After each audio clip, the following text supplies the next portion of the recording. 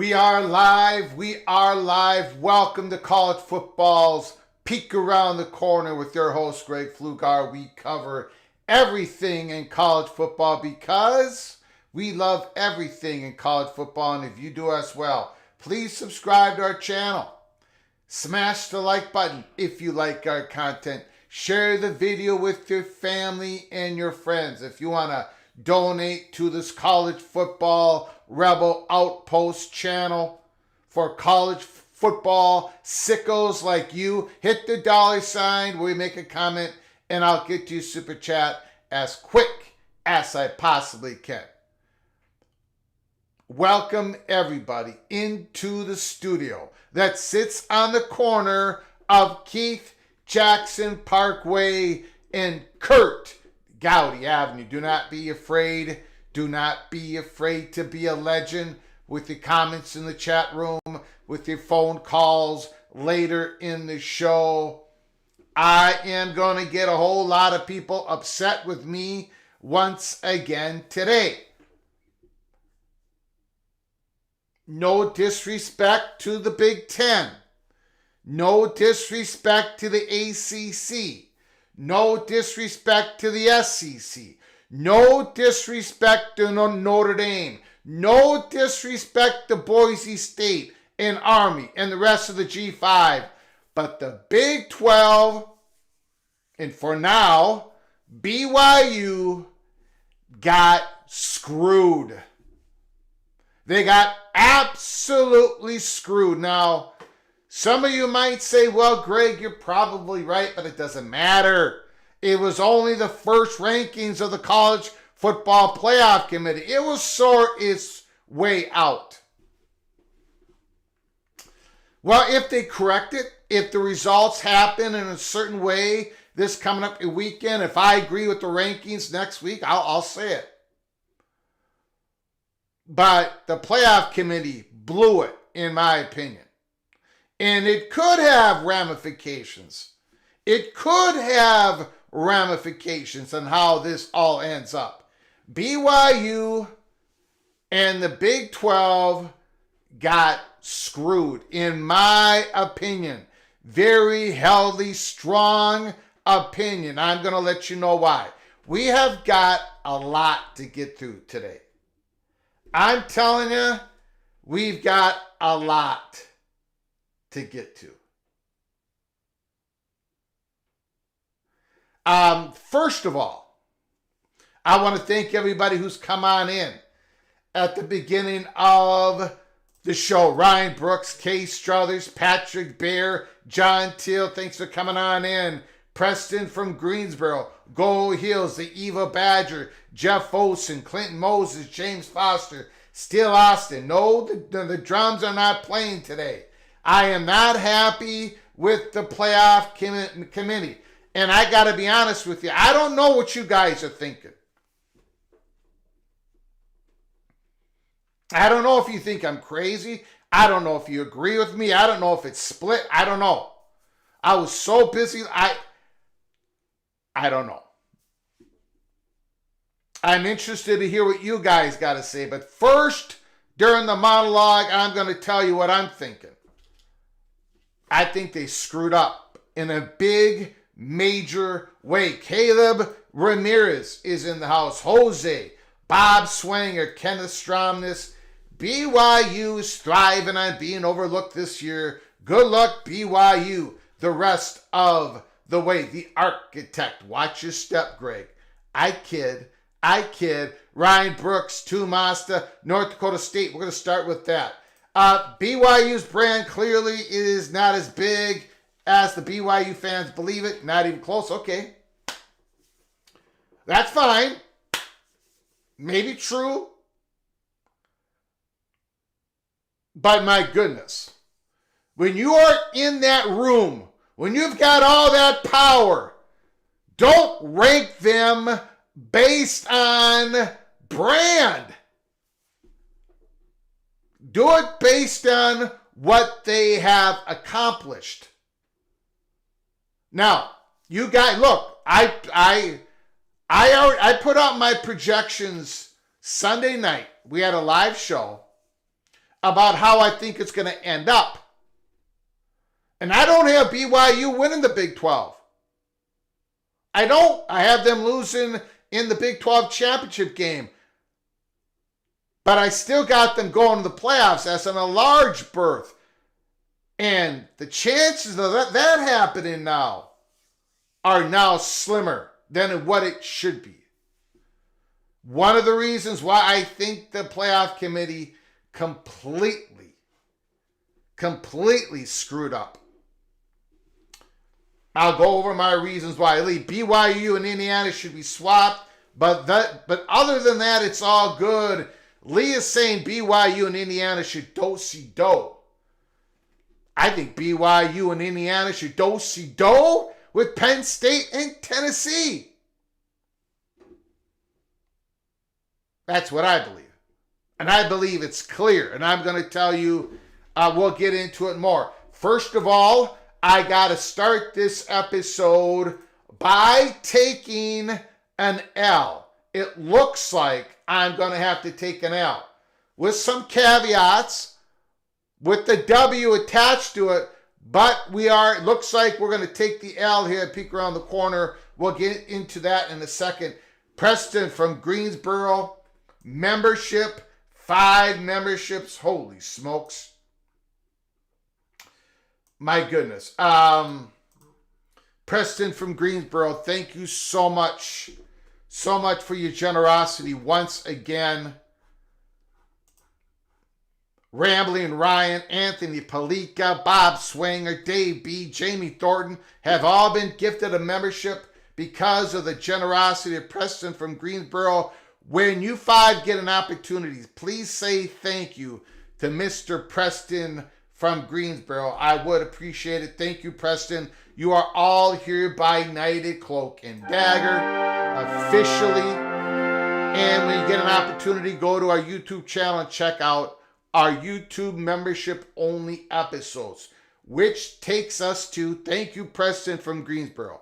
Thank you for your generosity, which takes us to the L that looks like we are about to take here at Peek Around the Corner. We reported to you all that the consensus behind the curtain, the chatter behind the curtain, was that Northern Illinois and Toledo were going to get an offer they could not refuse. We reported that the Mountain West wanted them. We reported that the media companies wanted them. We reported that the offer was substantial.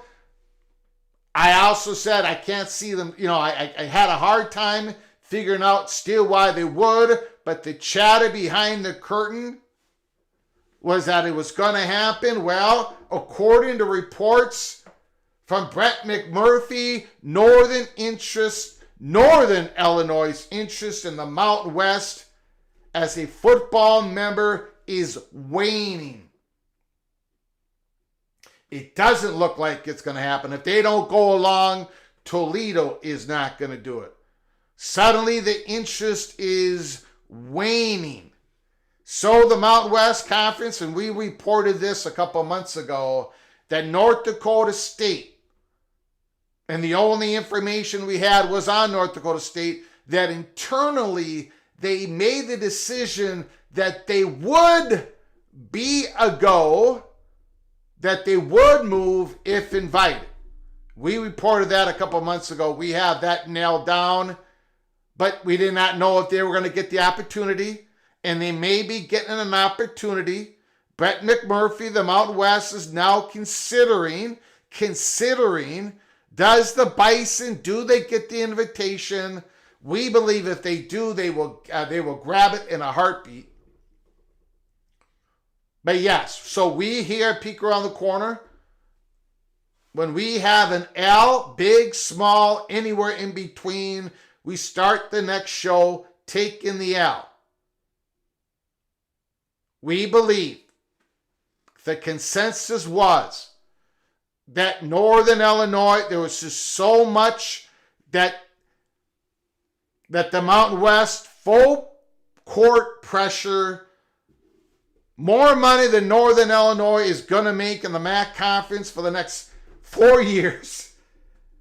But Northern Illinois is waning. Their interest is waning. So we're going to start the program there. We've got a lot to get to. We're going to circle back on that, and you can talk about it with your comments or with your phone calls. We've got a lot more to get to. We've got so much to get to. In fact, we are going to be on the air. This could be a 2.5 hour program, 2.5 hour long program. So buckle up, brace for impact.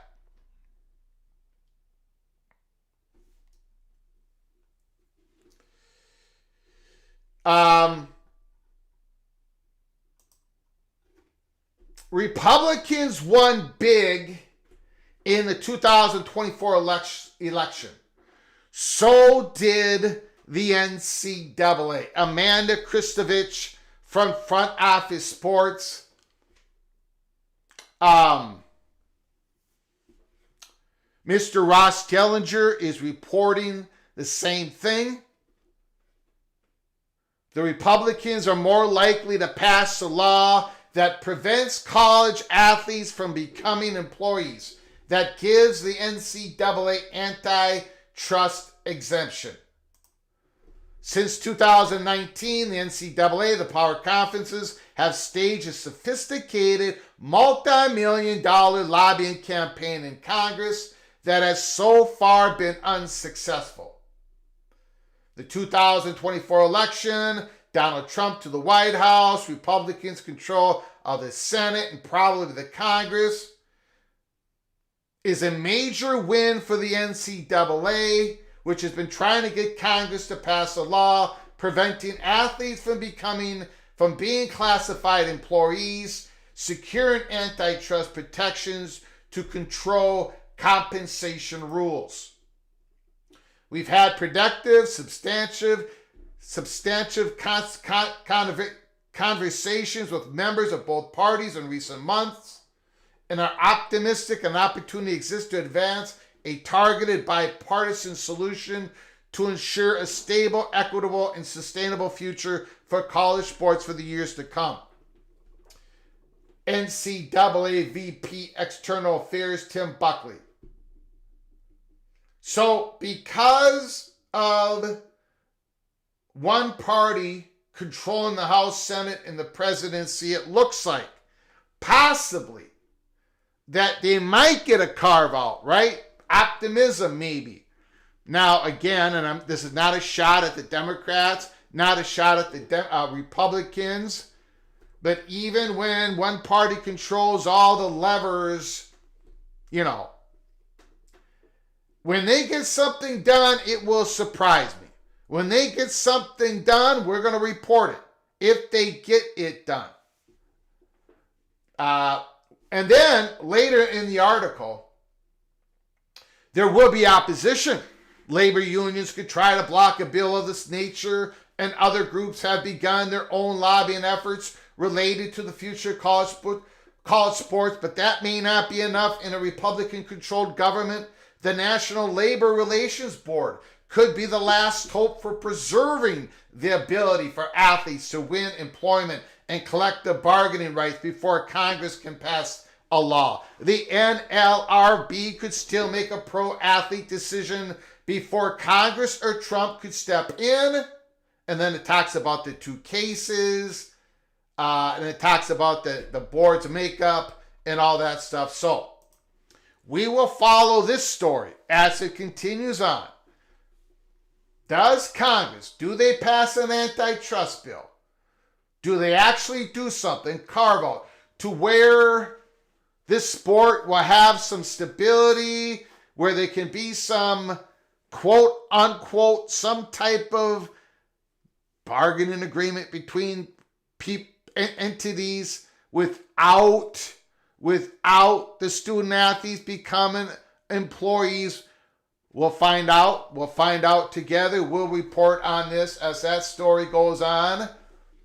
It's going to be going on for months into next year when there's a change in Congress, in the Senate, in the presidency, and we'll figure that out together. Now, John Teal. Hey, Northern Illinois and Toledo, we have openings. The PAC. I don't think the PAC is interested, but thank you, John Teal, for the super chat. I do appreciate it very, very much. Immaculate. Northern Illinois fell through probably for the same reason that Tulane and Memphis did. The Mountain West Conference probably wasn't willing to take enough other schools along with Northern Illinois and Toledo. I don't know what the reason, I don't know what it is. Brett McMurphy's article did not go into it. Nobody has told me anything except for one. The consensus was they were basically going to take the deal because they're not going to see that much scratch. They're not going to get to that level of revenue. They were going to get the deal was too good for them to pass up. Well, it looks like the chatter was wrong. I released that information, so I'm going to be taking the L. The North Dakota State part of it is interesting. We've talked about it. We reported that internally they were ready to say yes if given the opportunity. Will they get that opportunity? Will North Dakota State Bison become a member of the Mountain West? Wow, that would be a huge story, especially up here in the upper Midwest. I can tell you that. I know plenty of Bison. And we, of course, we have our source there. And one other thing, I should have let off the story, a show with this. This live show is dedicated to my uncle, Norm Huffman, who just passed away yesterday at 10:03 6:30 in the morning. My uncle, my godfather, Norm Huffman, who was a big, massive money perch for the University of North Dakota. This live show is in dedication to him. I talked briefly about my uncle when he went into hospice a little bit over a month ago. And when the articles are written about him, there'll be an obituary. I'll show a little bit more information about him, but he was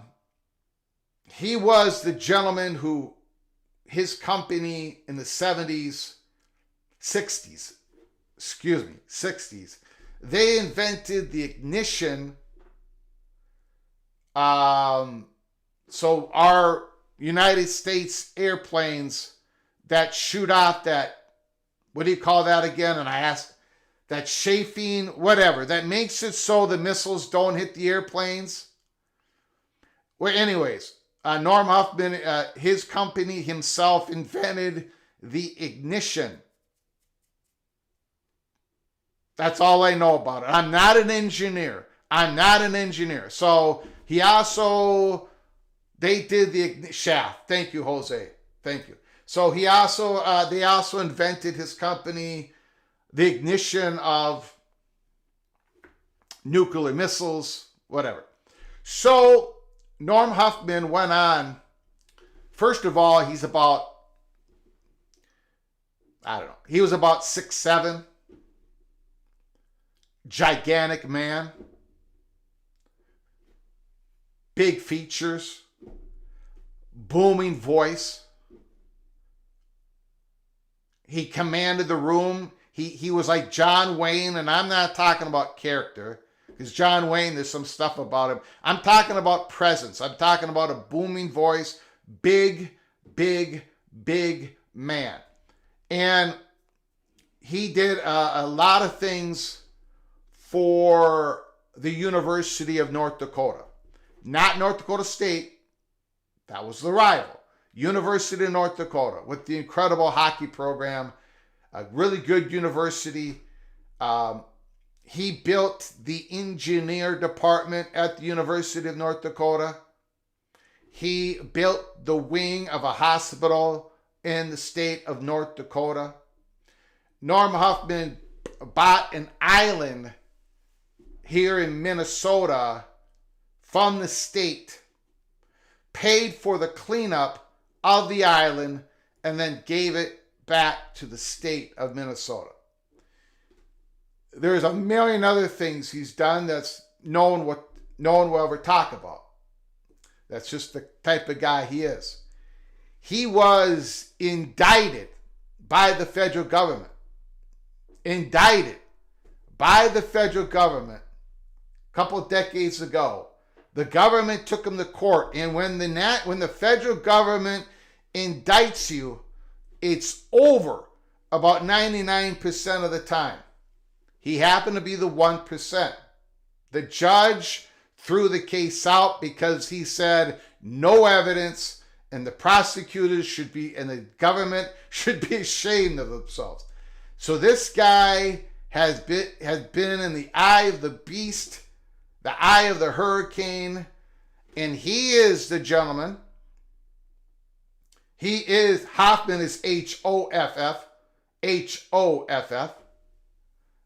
Man.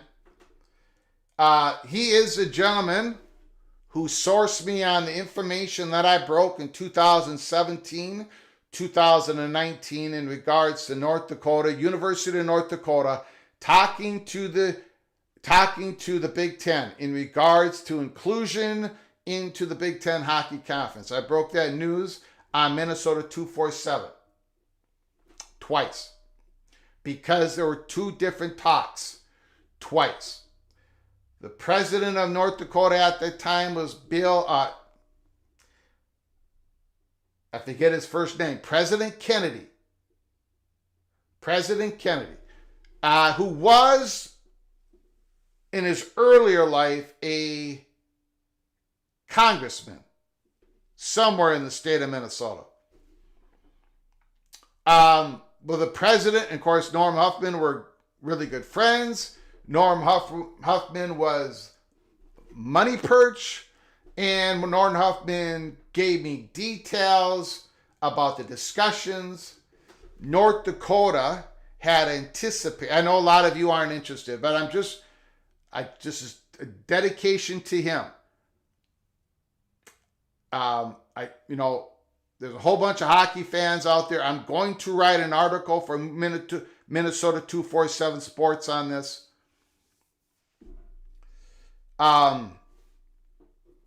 North Dakota was anticipating that this was back in 2019, that within a couple of years they were going to have to make court. They were going to have to cut sports.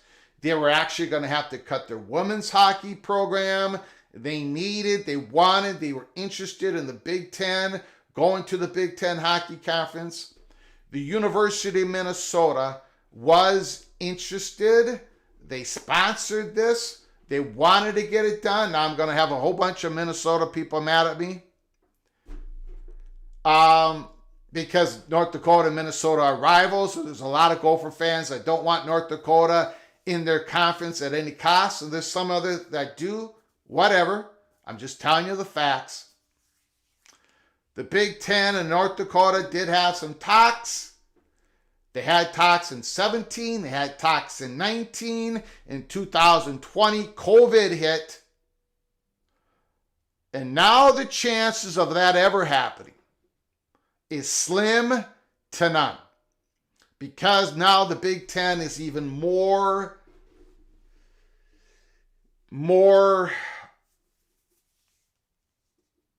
dedicated to only having like-minded institutions, even if you're an affiliate program, not a full member program.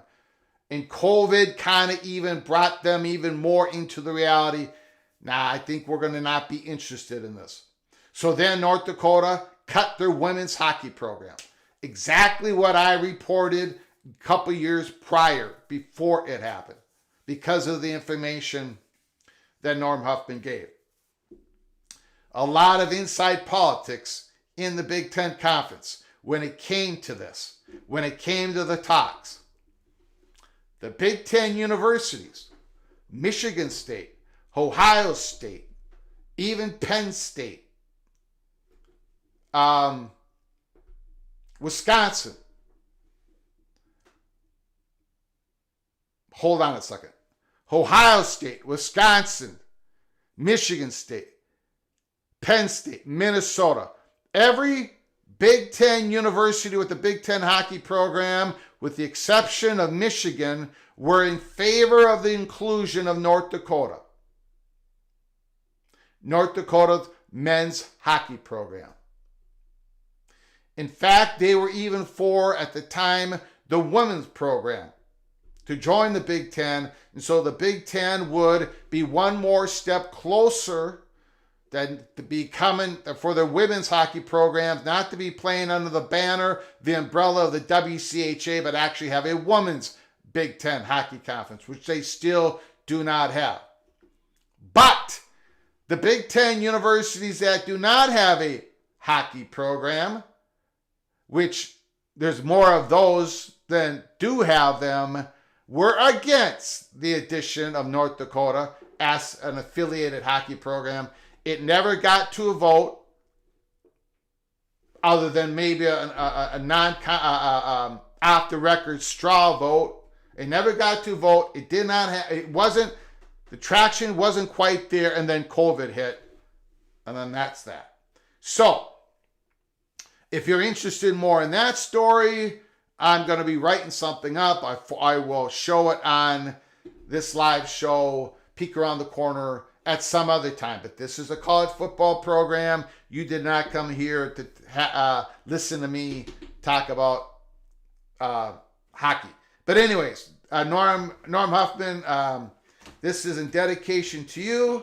Next time I see you, it will be forever. Love you. Okay, so now let's get to the screw job. Thank you, Larry. I appreciate your incredible generosity, Mr. Mountaineer. Thank you so very much. Thank you. Appreciate it. Appreciate it, Larry. John Teal, President from Greensboro. Now, look, a lot of people are going to disagree with me.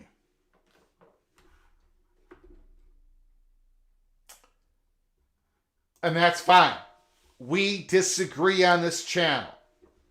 The college football rankings came out yesterday, and BYU and the Big 12 got screwed.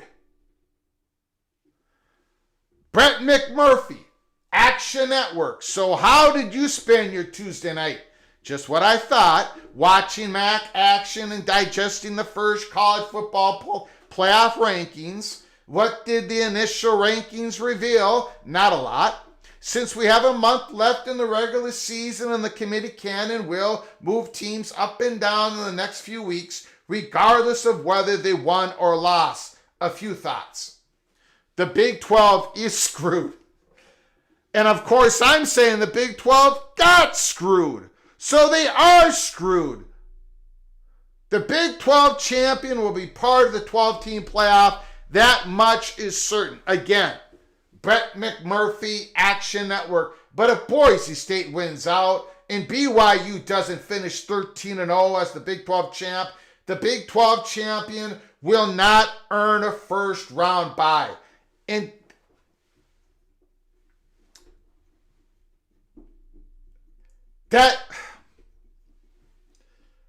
I'll continue with the article. I will continue with the article. That's because the Big 12 leader, BYU 8-0, was ranked number 9, but only 3 spots ahead of number 12 Boise State, 7-1, the Mountain West favorite. A 12-1 Boise State Mountain West champ will likely finish higher than any one-loss Big 12 champ. That would give Boise State, no matter what it ranks in the final poll, at worst the number 4 seed and a first round bye. While BYU must win out to earn the Big 12 a first round bye, the chances are slim that the Big 12 will have a second team ranked high enough in the final poll to earn a second big. Now, remember, in my projections, I've got Colorado beaten by BYU in the Big 12 champion.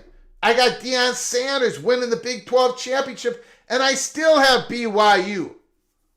I still have BYU as an at-large team.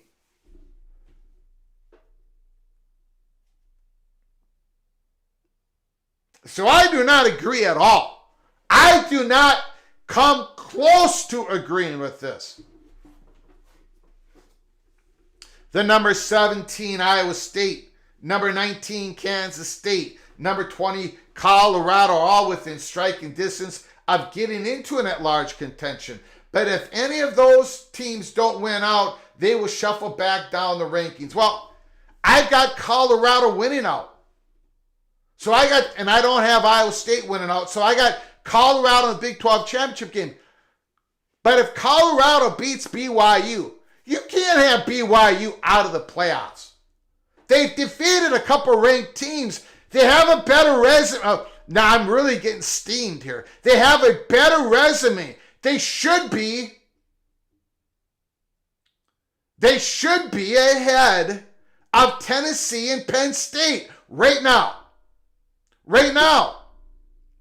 Right now.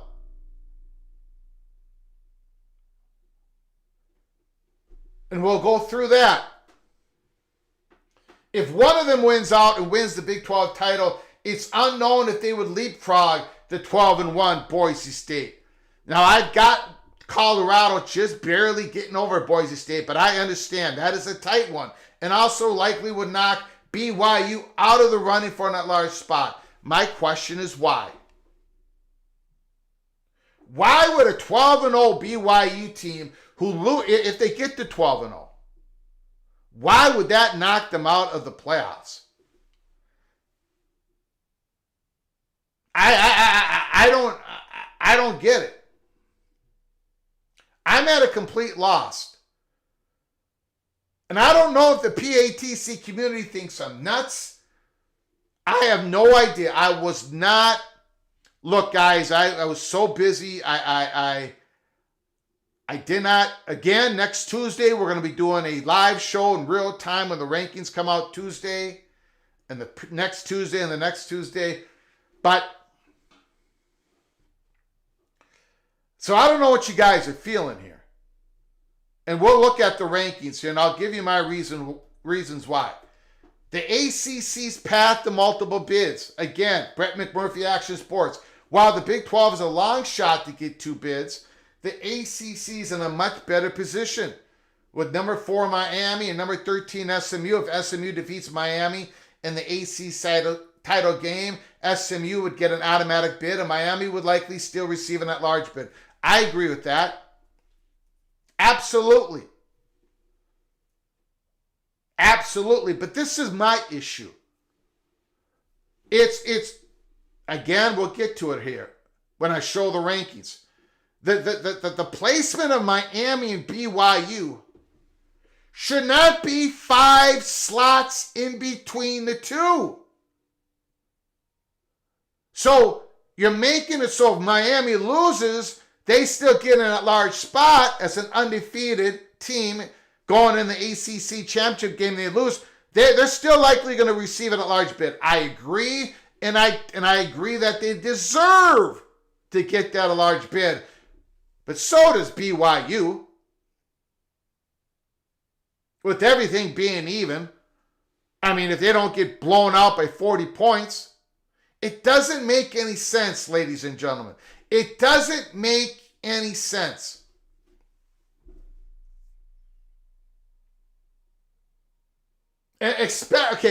Especially when we go through the BYU schedule here, where it could get tricky. If Miami wins out, beating SMU in the ACC title, would the Mustangs have climbed into the top 11 or 12 before the ACC title game? How much would they fall with a loss to Miami? Well, there's no way in sunshine. There's no way in hell. And there's no way anywhere in between those two should an SMU program, 11-2, get in that large bid ahead of a 12-1 BYU who's just lost the Big 12 championship game. Again, it doesn't make any sense to me. And then Brett McMurphy goes on, number 1 curse, Oregon earned the first number 1 ranking in the 12-team playoff history. The Ducks are virtual lock to earn a playoff berth. But what about winning the national title? Not as promising in the 10 seasons of the 4-team playoff. Only Georgia in 21 and Alabama in 20 were ranked number 1 in the initial ranking and also won the national title. So there's a curse. There's a curse on the Oregon Ducks. Now, we're going to get into this because I'm hot. I'm absolutely hot. Ryan Willie, thank you so much for the super chat. Fickle isn't worth $7.8 million per year. He can't win a big game. They play at Bama, Oregon, Michigan, Indiana. They also have the home game against the Gophers. If there's no improvement next year, McIntosh should get the boot as well. Wow, he's going after the athletic director. Ryan Willie wants to clean house if there is no improvement next year. And you might be right. There may be a cleaning of the house in Madison if there is no improvement next year. But Fickle is going to get a next year. Ryan Willie, super chat. Thank you so very much for your generosity once again. Thank you, Evil Badger, Ryan Willie. Now, look, you might have to put me on mute, or you might have to walk away. If you don't agree with me, that's fine, but I think some of you are going to get upset with me. Look, no disrespect to the Penn State Nittany Lions. No disrespect to Tennessee. But Indiana and BYU should be doing a do-si-do with Penn State and Tennessee. Indiana should be 6. BYU should be 7. And BYU should be in a position, if they win out, if they win in the Holy War, if they go to the Big 12 championship game and lose, they should still get in that large bid. Indiana should get in a large bid with one loss, the incredible season they have. But those two teams should be ahead of Penn State and Tennessee. Tennessee has not been playing good lately. Tennessee hasn't been playing good lately. I want to show you guys something here. Okay, hold on. Hold on.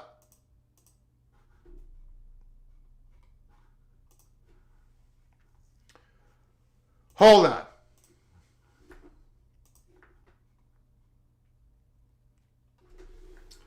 So, do you remember this? Whoops, that's not it.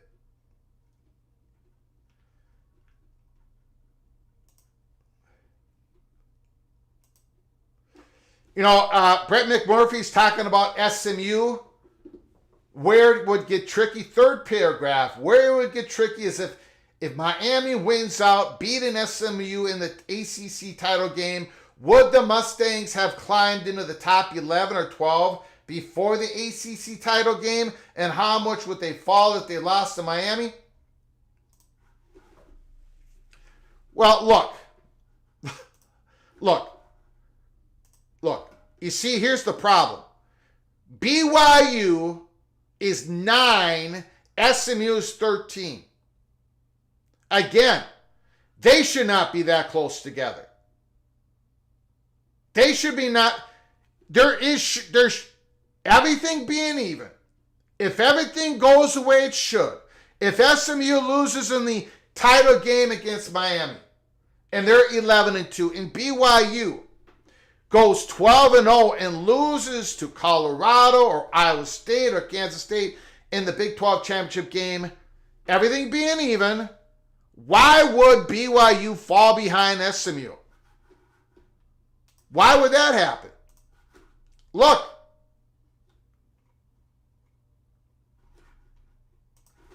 BYU defeated SMU at SMU. BYU defeated SMU. This is no disrespect to the Mustangs. No disrespect. But guys, I mean, come on.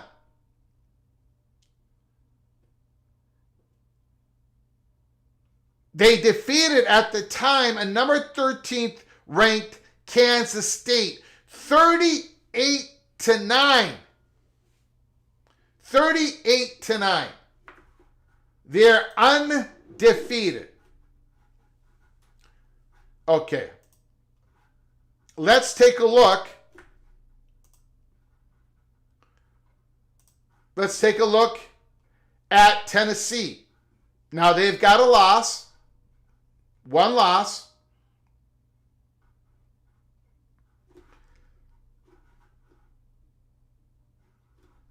Their last 3 weeks, they defeated Florida at home 23-17 in overtime.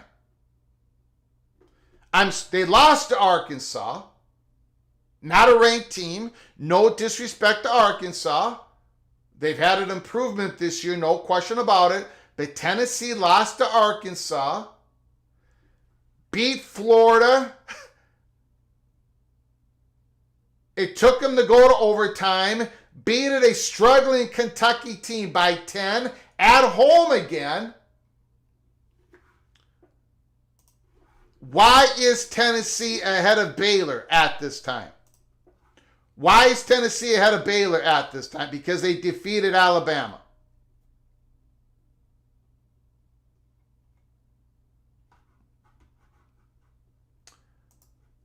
But it gets worse for Penn State. I think the argument gets worse for Penn State. Hold on.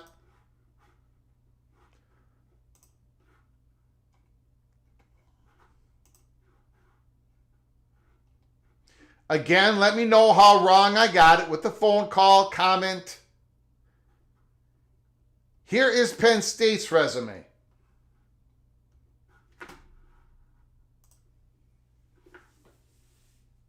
Bowling Green at home, won by 7. At USC, 33-30.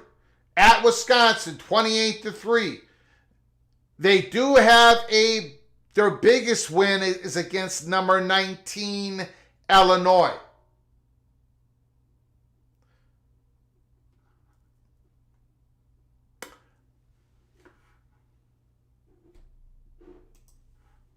Who is no longer in the top 25, but they were a top 25 team at the time they beat them.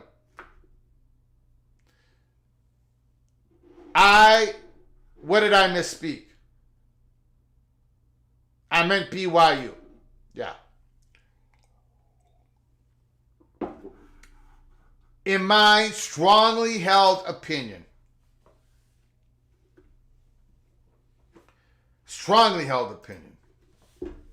what Indiana has done, what BYU has done, struggling Tennessee, a Penn State who can improve their resume.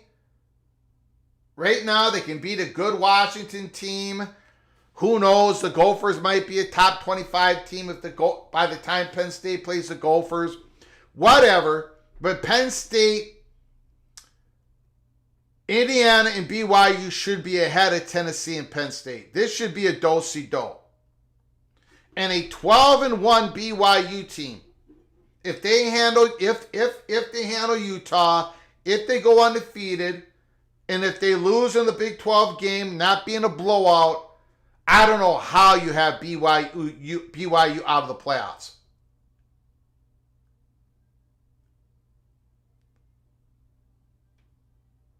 I mean, you've got BYU sitting up against Notre Dame. Why?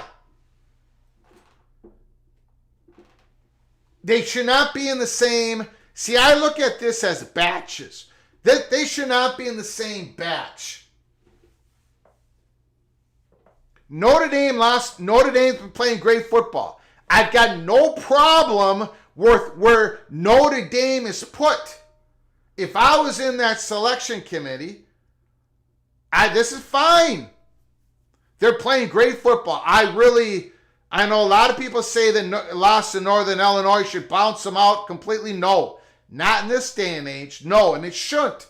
And I'm glad it doesn't. And Notre Dame's been playing great football, and they got a game against Florida State. They got a big one against Army November 23rd.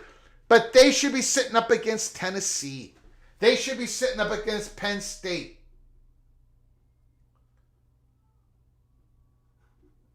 BYU has not lost. They have not lost to Northern Illinois. They blew out of Kansas State, who's 19. They defeated an SMU, who is 13.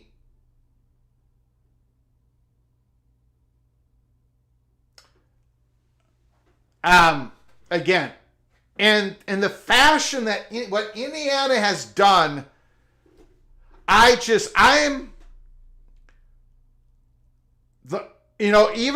so the more I look at it, the more incredulous I become. Like, the more pissed off I become. I hope, there's going to be more movement. This isn't like something that, it probably won't mean anything. It could, though. That's the problem.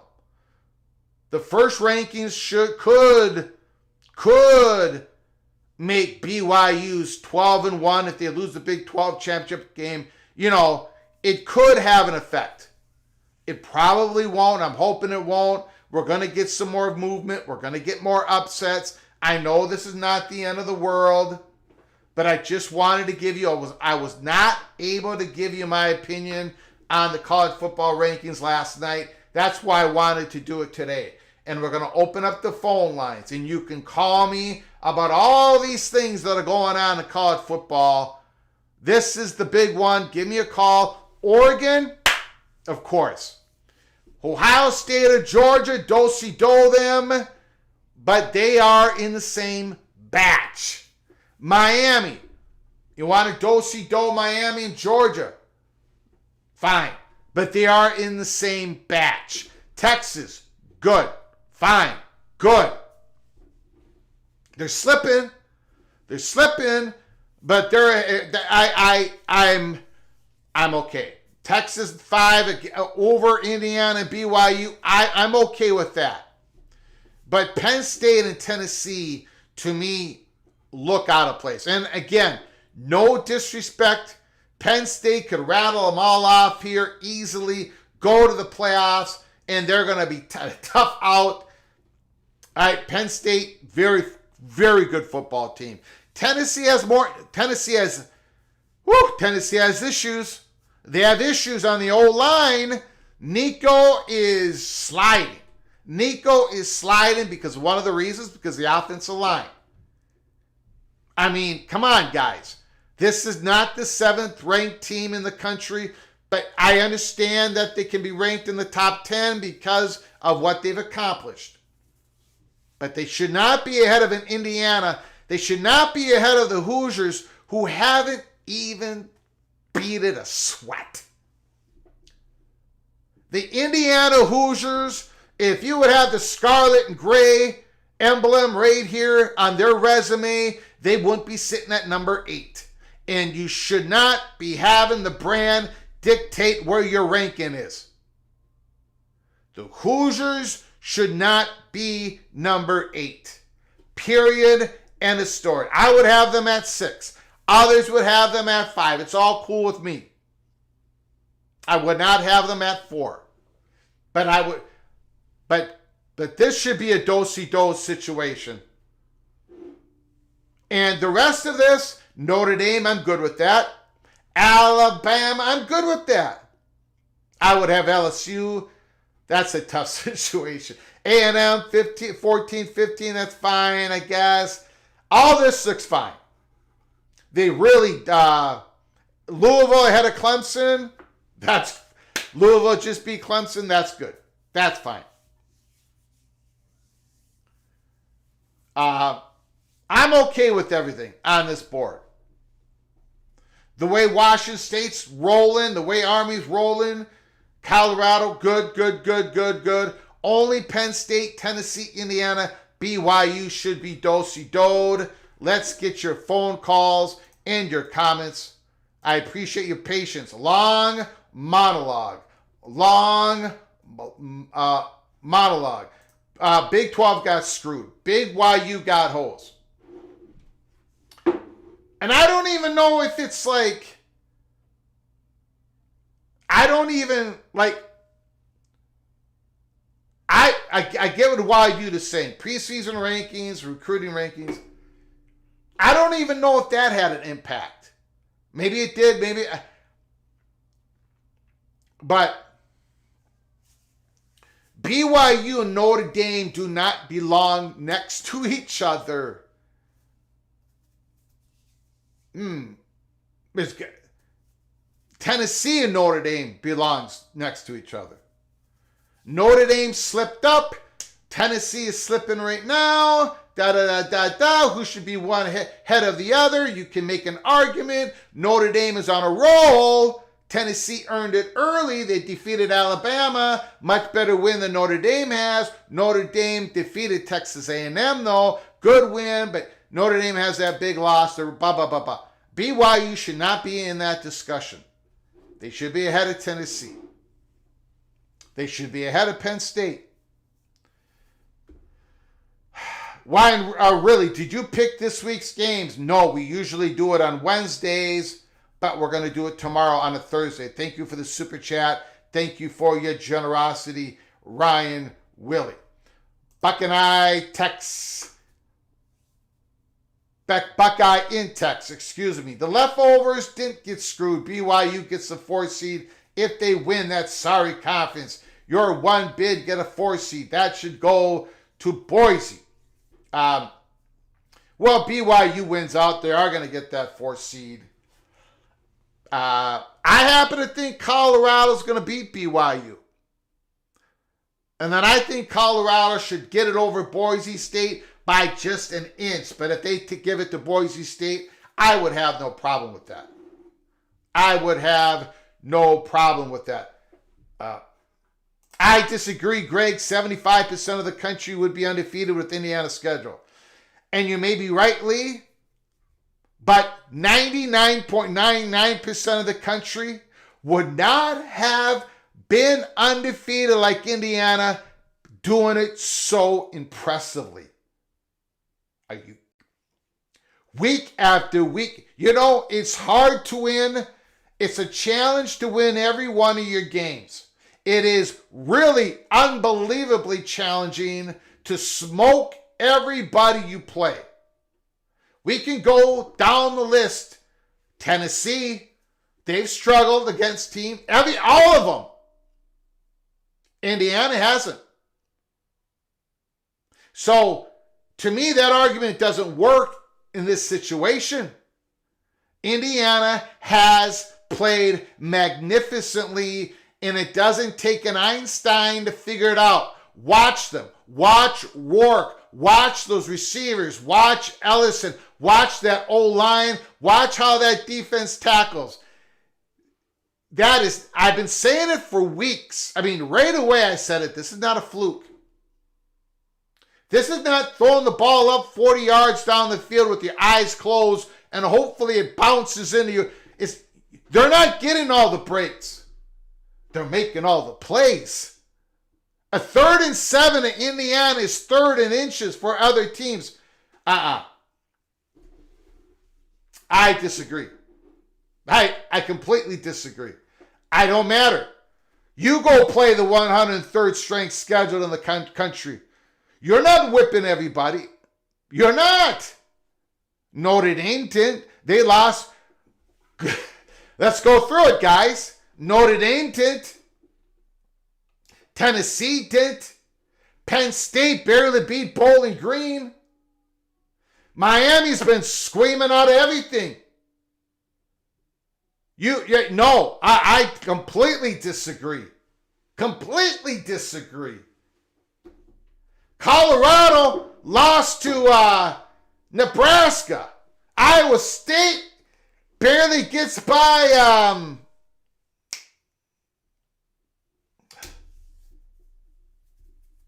UCF. They need a miracle. Pittsburgh's have had miracles. Alabama, no, Indiana has been absolutely magnificent. So to me, it does not matter one bit what type of hard schedule they've had. Okay, let's get to your phone calls. Let me know how wrong I got it again. 763-260-1333. 763-260-1333. Give me a call. Let me know how wrong I got it once again. Indiana's strength of schedule will go up greatly. Yeah, that's going to take care of itself. They play the Buckeyes. We'll see how they play against the Buckeyes. But again, in 11, look, Indiana 11-1. They're going to the playoffs. They better go to the playoffs. And that's what I'm saying. A BYU 12-1, if they lose in the Big 12 championship game, they got to be in the playoffs. They got to be in the playoffs. Holy smokes. Greg, the gold rant means Indiana loses their next game.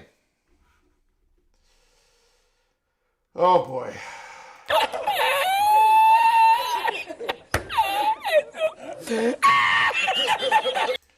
So you're telling me a G5 team that goes undefeated should be number 5 in the country or better? No, I'm not saying that at all.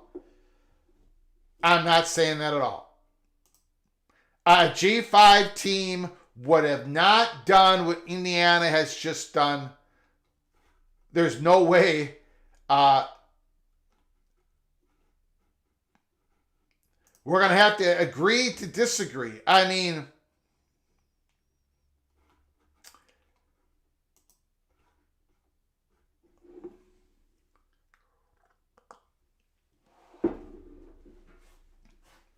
We're just going to have to agree to disagree.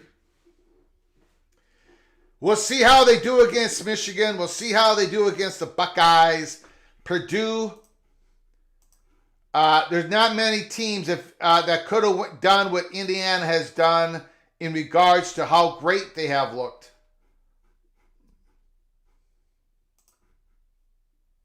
Michael Smith, Clemson, Florida State. The phone lines are open. Let it rip. Give me a call. Let me know how wrong I got it. Or let me know whatever you want to talk about in college football. Michael Smith, Clemson, Florida State, Notre Dame are all considered premium ACC teams with playoff appearances. Notre Dame is not an ACC team, but I understand what you're saying. Big 12 has Texas, Oklahoma, and TCU, and 2 of those split for the SEC. That's why they have BYU in a low holding pattern. I don't know why. Again, BYU defeated SMU at SMU. At some point, and SMU is the second best team in the ACC.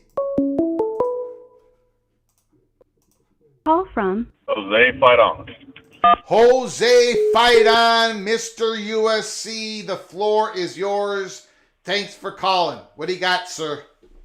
Go for Godfather. How you doing, buddy? I'm doing all right. I'm a little agitated today. I did not like that the first playoff. They got most of it right. I don't think they got it all right. What do you think, sir? Yeah, I agree. I was livid when it came out, and I'm like, what is happening? Yeah. And my wife comes out of the bedroom in the living room thinking I'm watching the election, and she's like, what is this? And I'm like, no, this is the college football playoff reveal. I'm trying to see what's going on. And she was like, oh, my God, I thought you were watching the election. I'm like, no, I'm watching more important stuff right now. Like that. But, yeah, I think, back in the 50s and 60s, if you were undefeated, you were top 10 regardless.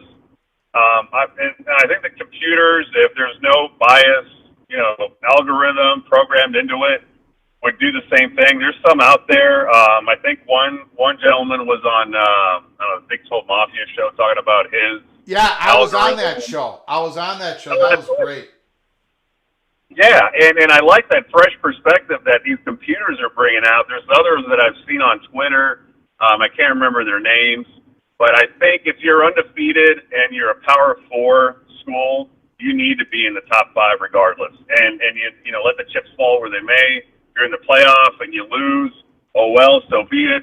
But nobody in the Power 4 that's undefeated should miss out on an opportunity of playing at home, hosting a home game, and getting what they rightfully deserve, which is a shot of proving what they can do with a P4 schedule. We saw that UCF wasn't even in the Power 4, but they were undefeated.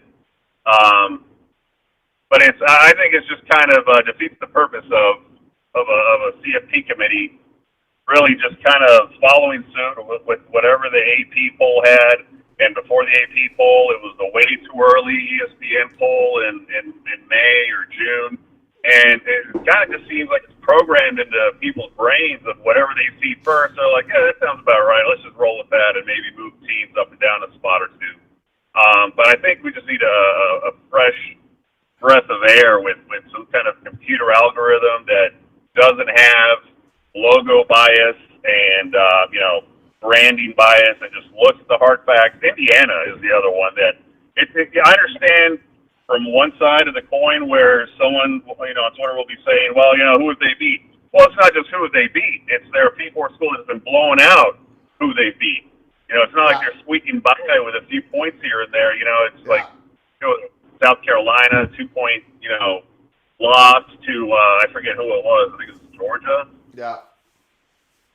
But it's not just who you beat, it's how you beat them. Go ahead. But it's not just who you beat, it's how you beat them.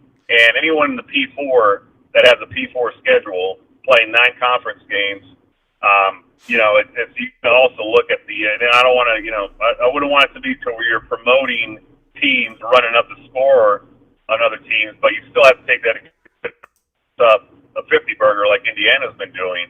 You got to take that into consideration as well, not just who they played, it's how they. Yeah. And, I mean, again, like Indiana blew out Michigan State. Michigan State defeated Iowa, and Iowa's blowing out a lot of teams this year. Like, they've beaten teams, okay? They're not great teams, but they've blown. I mean, at some point, like I said, if Indiana had the gray and scarlet colors on, they would not be ranked where they're ranked. They'd be ranked higher. With the same exact schedule, same exact results, they would be ranked higher. We'll see how they perform against Michigan this week. But again, I don't want to it's just my opinion, right? First of all. Second of all, I don't want to in my opinion. Now, other people might think they got a whole bunch of stuff wrong on this. I'm putting it up on the screen again. I really think that's basically the one part they got wrong in the middle. But a lot of people are saying Miami should be 3 or even 2 because they're undefeated. People believe Notre Dame should not be number 10. So I get it. We're all going to think differently. I happen to think the playoff committee did pretty much everything okay except for this part. Boy, I do not like BYU at 9. Yeah, BYU getting disrespected like that. Yeah. Well, USC, man. So Dana Holgerson. All right. I like Dana. As long as you don't have him recruiting. If you just have him with the X's and O's, I like Dana. So what's going on there? What's the buzz? Yeah, the buzz is we're going to be going with Jade Mayava now. I had heard some chatter earlier in the month, in October, that Jade Mayava was going to get some playing time, and now he's a starter. Miller Moss has unfollowed the Trojans on Twitter, supposedly. But yeah, we're kind of just moving forward now, looking at next year, who's going to be around next year, who we're going to keep, who do we got to go after. We've got a 5-star quarterback that is flirting with Colorado presently. Juju, So I can understand, worst case scenario, Juju goes to Colorado, Miller transfers out. We have to get Jade Mayava some playing time right now and see what we got so we can decide for next year. But that's all we're doing at this point is looking at next year. We've been in every single game. Every game we've won and lost, and so it's been by 1 score. Yeah. A lot of it has to do with depth. Our team, someone had called in earlier on your show, a few episodes back, and he said that, I think it was BJ, he was saying that USC looked like they were just running in quicksand in the fourth quarter. And that's true because we just don't have the depth. We have great starters. Our NIL issues prevented us from being able to gather quality depth. And so Lincoln kind of started these last few games taking it easy, going early on the rotation in the first half to preserve some of our energy and legs for the second half.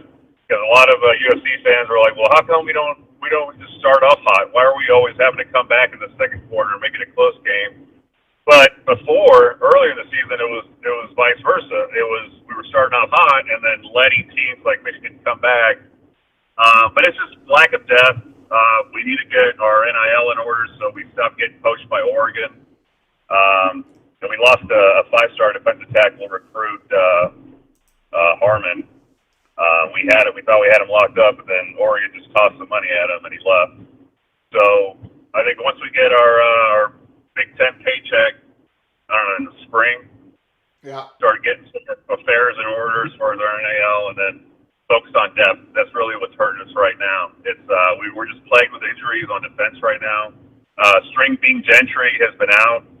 Mason Cobb just finally came back, but we were down to only one starting linebacker, Mascarenas Arnold. Our defensive ends are out for the year. We're going on our backup defensive ends. We had Bear Alexander, that issue. Yeah. So but on defense, it's kind of we're just not wanting to, but we've already been looking at next year. Who we're going to retain next year because just the lack of depth and being plagued with injuries. Yeah. No, and I understand. It's going to be interesting to watch Maeva play. He doesn't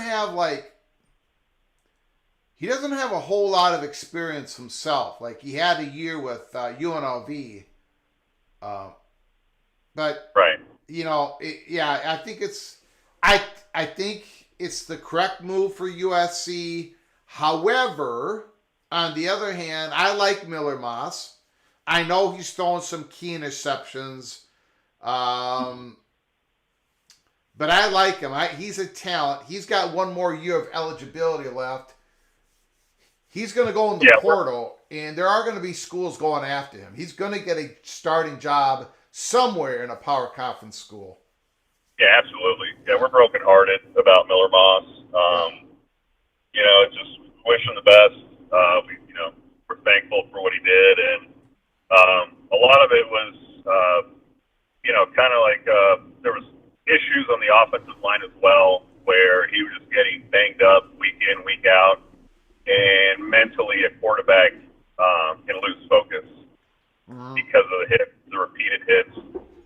Mason Murphy was just, having issues with false starts last week, and it's just a series of things that have been going on that have really contributed to Miller Moss not being able to focus as much as he should have. But he did all he could.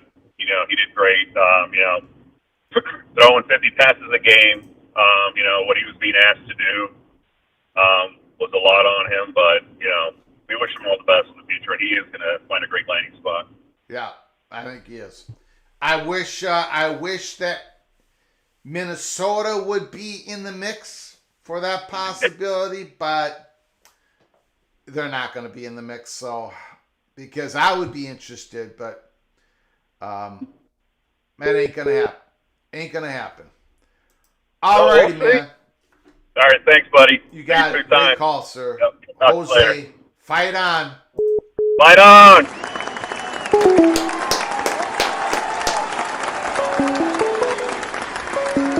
Great call by Jose. Call from Evil Badger. Evil Badger, Ryan, Willie, thanks for calling, sir.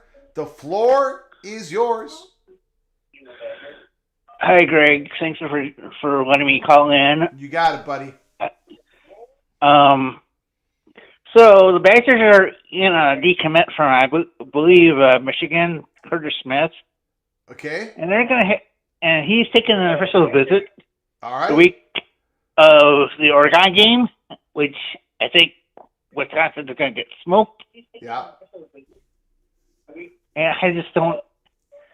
And I just think the way that the offense has been going for the Badgers, it's not a good time for a decommit 4 or 5 star quarterback to see how good or bad the Badgers actually are. Mm-hmm. So I'm worried about him not coming to Wisconsin because I think that they have to move on from Braden Locke and possibly Mettauer. Maybe Mettauer. Yeah. Now you're talking about Carter Smith, correct? Yes. Yeah, I've read an article. I'm trying to find it now. Where the Badgers, trying to find something here. Where is it? I know I liked it here. Oh, where is it? It was from last week. I know Carter Smith. So for those who don't know, Carter Smith was a 4-star quarterback who decommitted from Michigan Wolverines. That's what Ryan Willie's talking about. At some time, Carter Smith was linked to Wisconsin. I don't remember why. I don't remember. He must have been recruited. Um,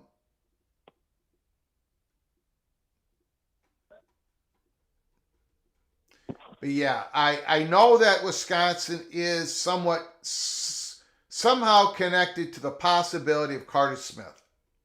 Now, are you saying that Carter Smith visited Madison? He's going to visit Madison during the week of the Oregon game. Got it. Okay. All right. So he's a coming then. We'll see what happens. Which I kind of have my doubts as far as him coming to Wisconsin, because I believe that the Badgers are just going to get smoked because of how they've been playing. Yeah. Well, okay. So I don't know. I mean, maybe he's got. I don't know what his connection is. I don't think he's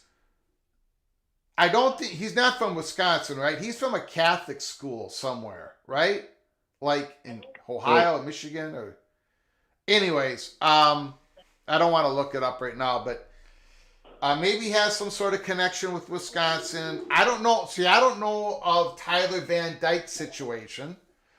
I'm thinking he's probably your QB1 next year for one more year, right? I don't think that he's going to be around next year. Oh, really? What's going to happen to Tyler Van Dyke?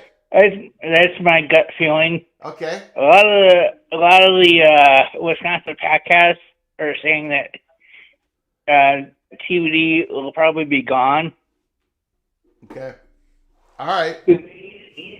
Either have to give maybe Matower a chance, or see if they can do something like Braden Locke or his brother.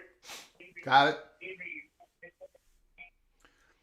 All right, man. Because Braden Locke's brother's also a Wisconsin commit. Okay. Well, how are you feeling against the Ducks here? They're gonna get smoked. I like your strong opinions, Ryan. I am honest as I can be. What was that, sir? I just don't want it to be 56-0. Yeah. There's a difference between getting smoked and getting your doors blown off. You don't want to get your doors blown off. You do not want a 56-3 game or whatever. But I appreciate the call, Ryan. All right. Thank you. Thank you, buddy. Appreciate it. Bye.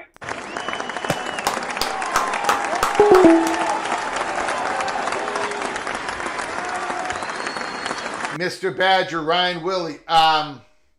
Stephen Vitt, Miller Moss to Wisconsin. Sounds good. Look at Mr. Montcastle. Mr. Hoosier. Miller Moss to Indiana. Oh, my God. Oh, my God. Call from BJ.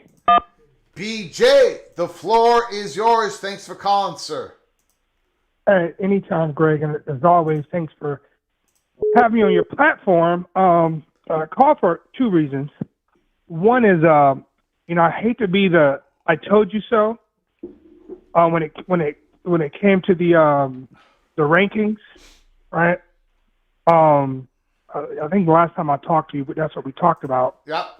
I am of the belief that the CFP committee, they have a job to do. I think the job is straying away from resume and looking at a blind resume. Yep. And I think it is mostly eye test. Yep. And I think if you look at it, that's what they kind of told us last year with Florida State and Alabama. Like, hey, on a neutral field, who we think would win? And, when I told you last week that I thought Indiana was going to be above BYU and I think the Big 12 was going to be screwed, people in the comment section think I'm trolling, but the ACC folks have experienced this for years. There's a bias with ESPN, and I think they're going to do everything in their power, and it's, just my opinion, to make sure that the return on investment for the CFP hits, right? Mm-hmm. And the numbers show when we have Big Ten and SEC teams involved, they typically do better TV numbers.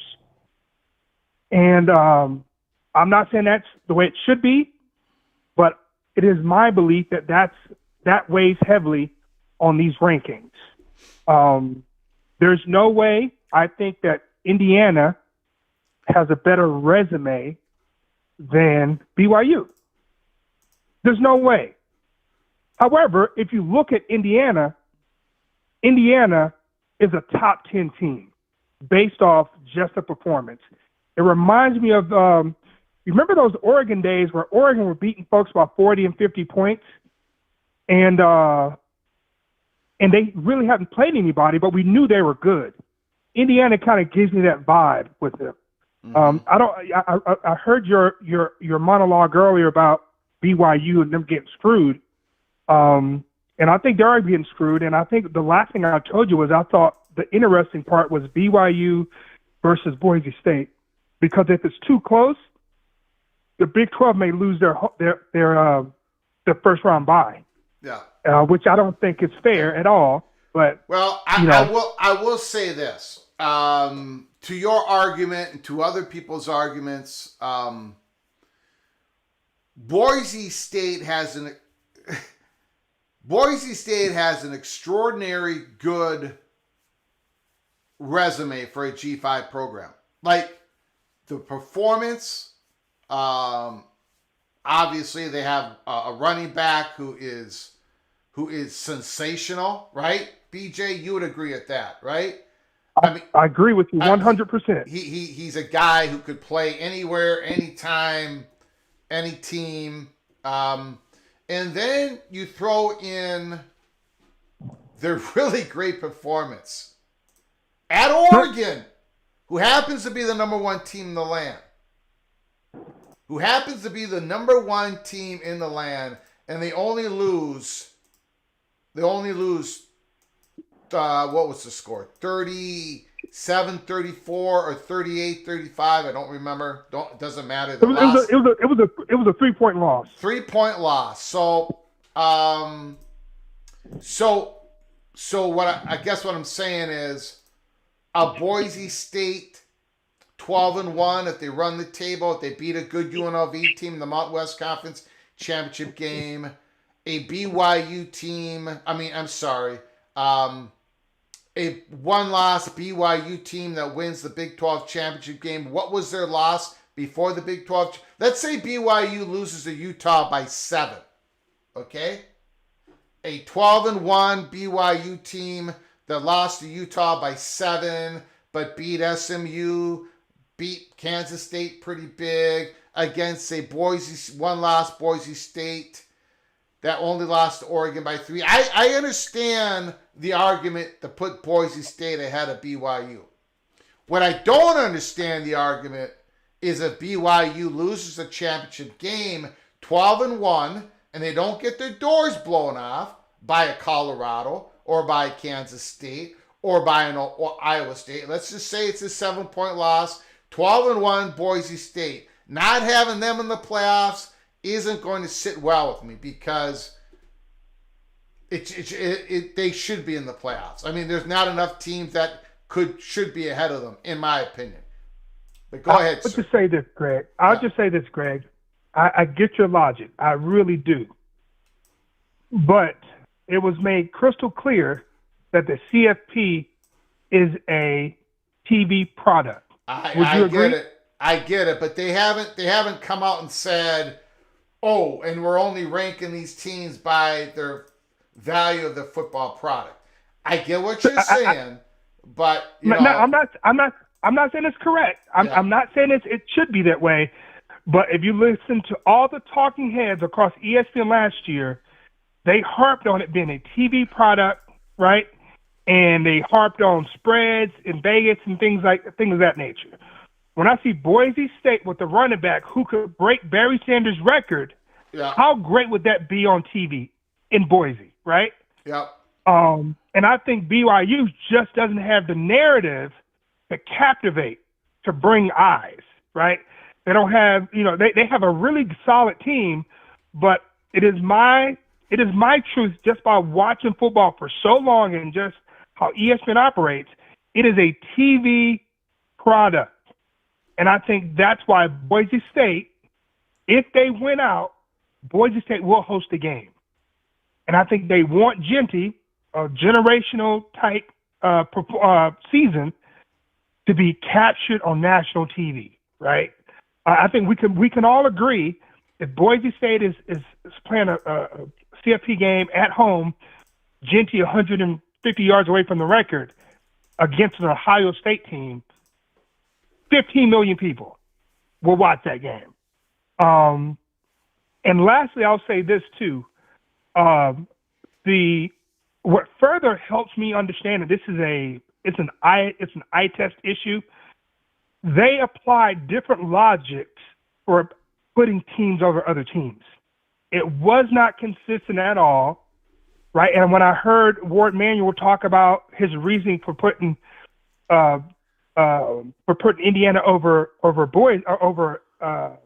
BYU, it came down to I like the way that Indiana plays, or the committee liked the way that they play, even though they haven't played anybody. They look good on TV. And that is a horrible way to stack up a ranking.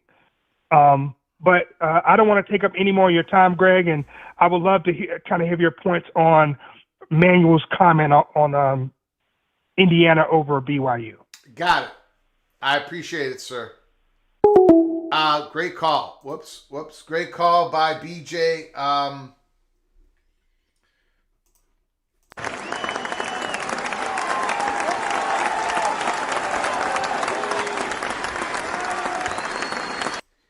I don't have...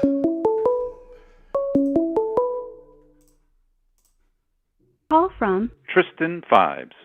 Tristan, can you hold on for one moment, please?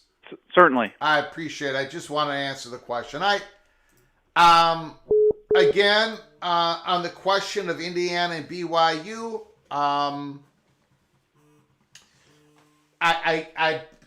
looking at this as batches, right? Is this batch of teams, do they belong with each other? Is this in Indiana and BYU is a batch that belongs with each other? Now, BYU over Indiana, Indiana over BYU, I understand both arguments. I understand the argument of BYU over Indiana.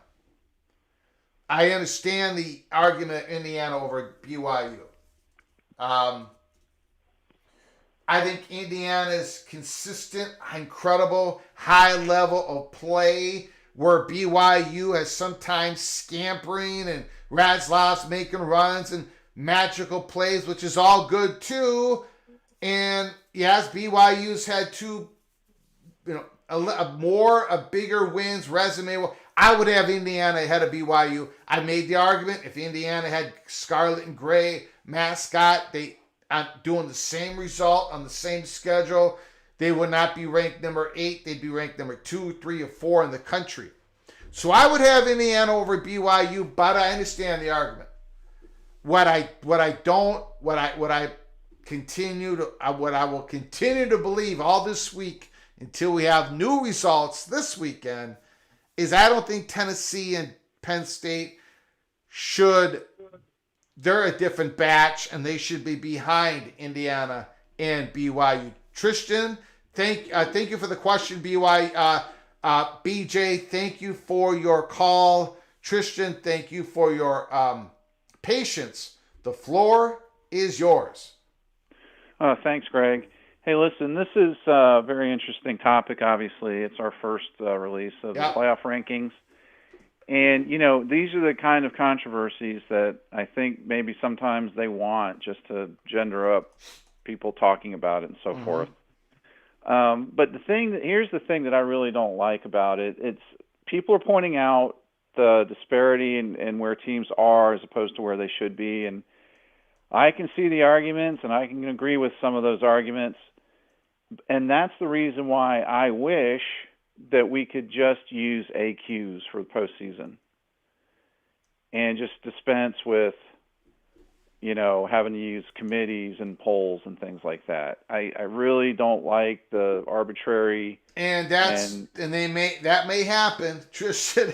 That may happen, right?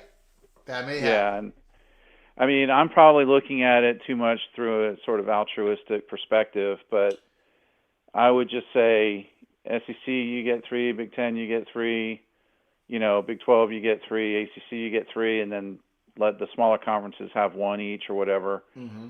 And then it's up to the conference to figure out who they want to send. They can use their own tiebreakers and so forth, right? But then they send their teams, and then you have your playoff. I don't think that probably will happen. I wish it would, but I don't think it will. And I think the previous caller who said that it's a TV product, I think that's probably the bottom line with all of this. Yep. Is that because this is designed for television ratings, that's always going to have a say in how these teams make it in and so forth. And how you know ranked. what? And BJ is correct. And you are correct. Because we already have massive evidence of that, because basically the G5 is only going to have 1 representative, maybe 2 at certain years, but they're going to be limited in opportunity. And because, look, they don't bring the eyeballs, right? They don't bring the eyeballs. They're lower, they just don't have the fan bases, lower resources, lower quality. But, eyeballs, they're not going to want 5 G5 teams because the eyeballs won't come. So you guys have got massive evidence in back of you. I just hope that isn't one of the, Anyways, go on, Tristan. Go ahead. Okay, well, I just wanted to add those comments about the playoff rankings. And then another thing, a couple of predictions for the upcoming games this weekend. Yeah. I think Alabama has turned the corner. Of course, now I'm basing this on the Missouri game. I feel like, though, they're playing much better right now. And yes, I think, Greg, LSU is soft. They're a soft team, man. And I'm hearing, and when I say I'm hearing, this is like just through social media and so forth, there's LSU supporters that are really a little bit perturbed at how soft this LSU team seems to be. And it's not this year. It's like the last couple of years. And the team is well coached in terms of X's and O's, but darn it, they're just not that physical. Yeah. And when they get in those games, they're at a disadvantage, And I think Alabama's got the horses. I know they haven't been playing as well, but, man, I don't know. I think that they're going to dominate LSU this weekend. That's just what it feels like to me. Maybe there's some home field advantage that can keep it close. And I'll tell you something else, Greg. I think Georgia's going to lose to Ole Miss. Carson Beck is an absolute turnover machine. Mm-hmm. He's a turnover machine, Greg. Yep. And you're not going to beat – you can beat a Texas if you get as many turnovers as you gave up, which is how they beat them, right? They got a bunch of turnovers in addition to giving some up. But, man, if they run into an Ole Miss team that doesn't turn over the ball 3 or 4 times in the game, they're just not going to win. Yeah. And they're going to have to figure out how to win out the rest of their schedule to make the playoff. So getting back to I don't know if I want to use the word soft. BJ saying LSU off you, La soft you, LSU.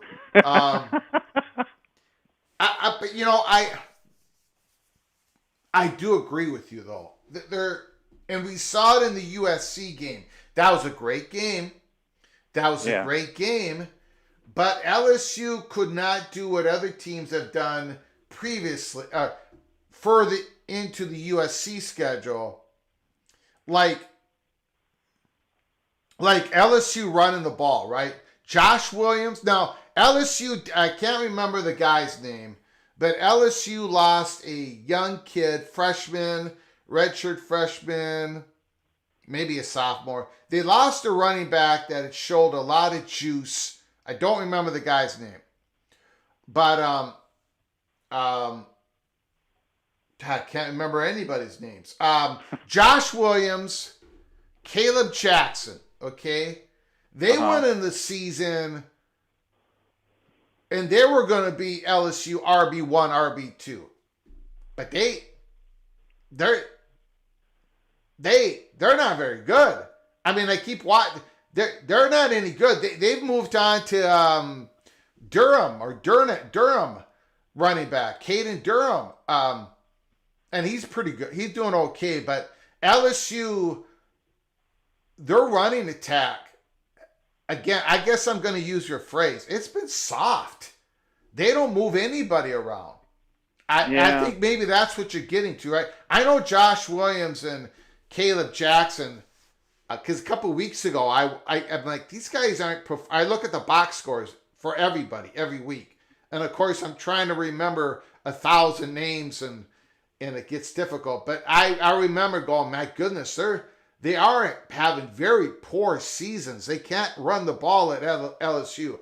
So I understand what you're saying. When you said soft, I kind of smiled because they can't move anybody around.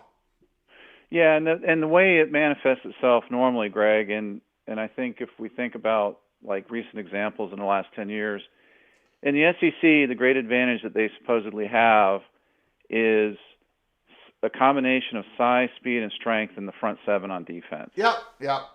And we don't see that with LSU at all. And Georgia has it this year. Alabama had it year in and year out. Going back to Nick Saban. And even LSU could do it. Like that 2019 team with, that won it all with Jefferson and with their quarterback who went to the Bengals. Why can't I remember his name? Man, their defense was capable of making big plays and putting on a pass rush. And the team wasn't known for the defense, but it was a big play defense, And I'll tell you, man, they just don't have it. And Brian Kelly, I don't know if it's recruiting or what, but man, the fan base, if they miss the playoffs this year, Greg, the fan base is going to start generating a little heat. Yeah. That's how I feel about it. Just based on what I see them saying and so forth. And I certainly don't wish that he loses his job. I think he's a good coach, but man, he has got to figure out how to get that team to play a little more physical. Yeah. No, I agree. I agree. I guess you probably used the right phrase to get because right when you said it, I'm like, that's what it is. You can see it. You can see it. You can see it at the beginning of the season. You can see it now. So interesting. Yeah. And then what about James Franklin at Penn State, Greg? Man, he cannot beat. And people were talking about how conservative the offensive game plan was. That's painful. I don't. Okay, so,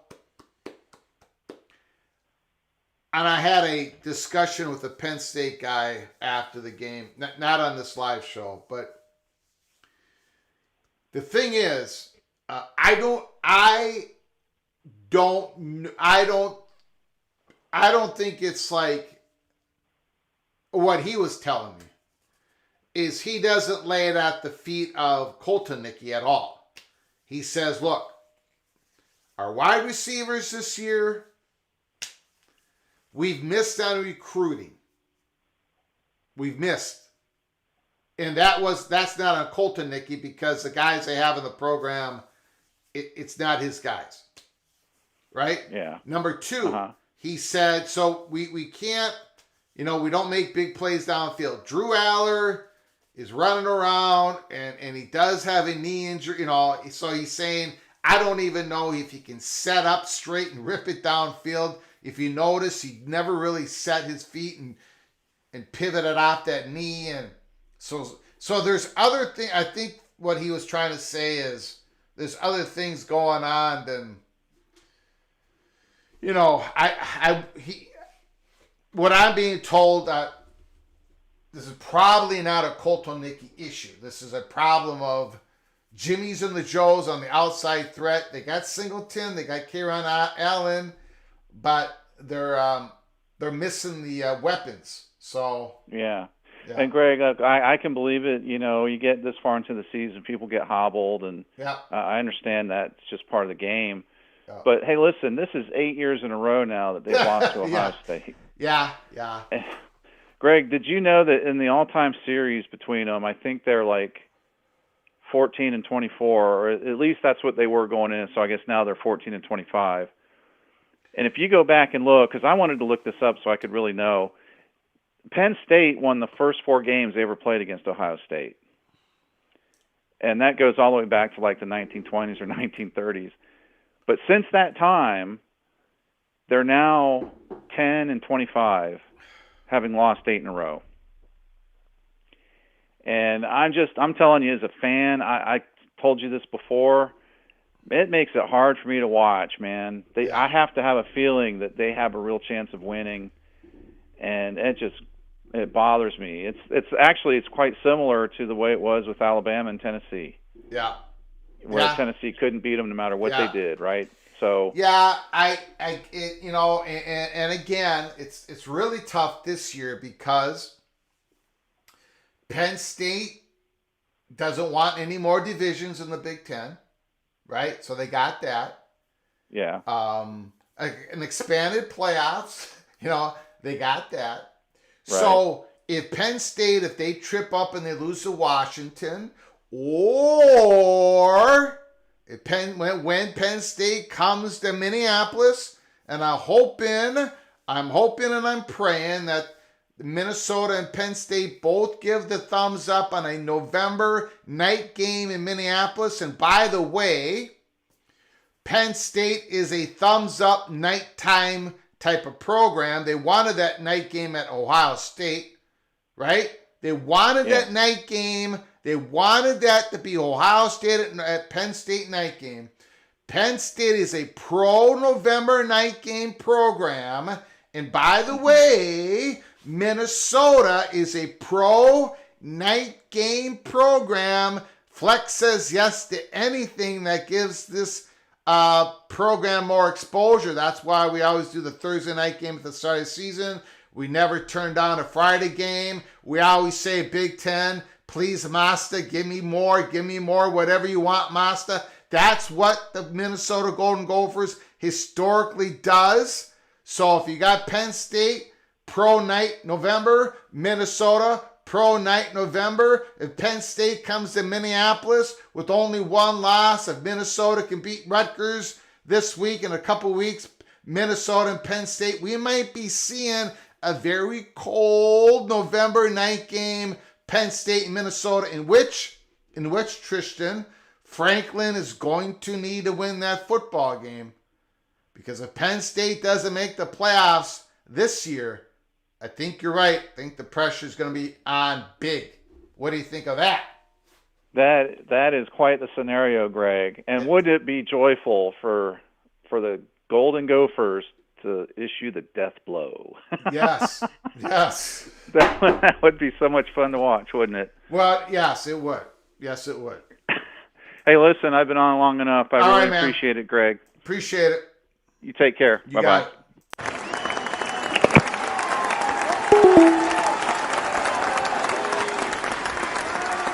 Now, the only problem with that scenario is the last time Penn State played Minnesota, they blew our doors off. And even in the game where Minnesota defeated Penn State in 2019.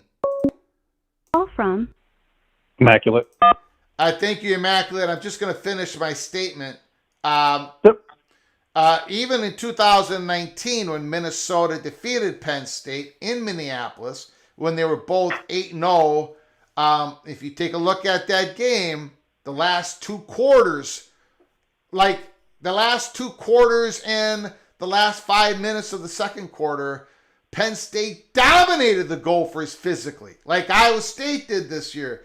But Minnesota kept making a big play here, a big play there, and they escaped. Minnesota defeated Penn State 31-26. So when we play Penn State, we get physically decimated. And by the way, it sounds like, I shouldn't be saying this, but the Gophers, we said it when they were playing Illinois. We that was a secondary game of a watch party. Illinois just crushed us. I mean, they just beat us up, and it sounds like we are nicked up all over the place, and you could see it during the game. Brett Bielema's teams, they do not play out there. They hit you, and the Gophers are in the whirlpool all week long. So we'll see what they do against Rutgers.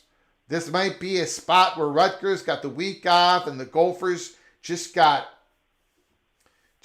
punched many times by Illinois. So we'll see what happens.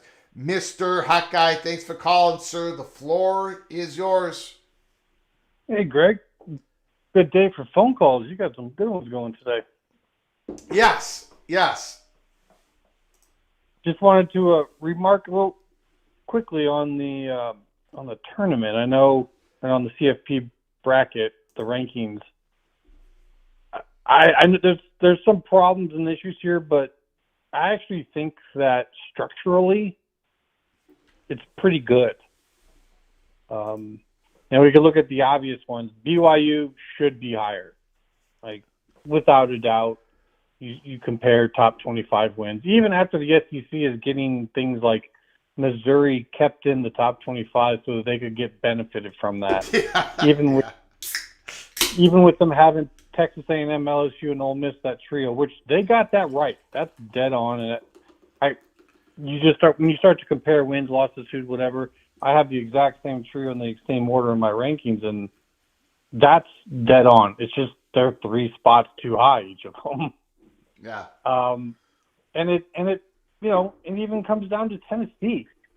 And with Tennessee, like Penn State, I'm not just going to SEC. Penn State is way overrated in this. Like they have one big game at home, and it was terrible. I watched that game. They had very little offense. All they had was their quarterback scrambling. Like I don't even have them in the top 10 after that. But yet, you look at them in Tennessee, number 6 and number 7. These are hosting teams, and they both have gigantic stadiums. Mm-hmm. And we know the CFP is taking all the ticket sales for every one of those first-round home games, and that gets put into the payouts. The schools can still do all the concessions and everything, so they'll make some off of that. But, it really makes me wonder, with both of those teams getting pushed up, like everyone's pointing out, Indiana and BYU, should they be higher? Well, if they were, and if, say, should Boise State be higher or should an SMU be higher, that could push both Penn State and Tennessee out of those hosting positions. So, I don't know. People might say it's a little conspiratorial, and they might be right. But I just think both of those are highly overrated. And to the point that people are making, I think we're seeing some of these decisions right now being made with the idea of everyone's getting paid out from this, so let's have this in the best places to make the most money, which really goes to show it's just an exhibition. Yeah. But otherwise, it's structurally sound. Yeah, and I like the 12-team format. I like this format. So. Oh, right. Yeah. It'd be fun regardless of all of these little details we're talking about. Yep. But they're structurally sound though. They got Louisville and Clemson tied together, Kansas State and Colorado tied together, the SEC trio tied together.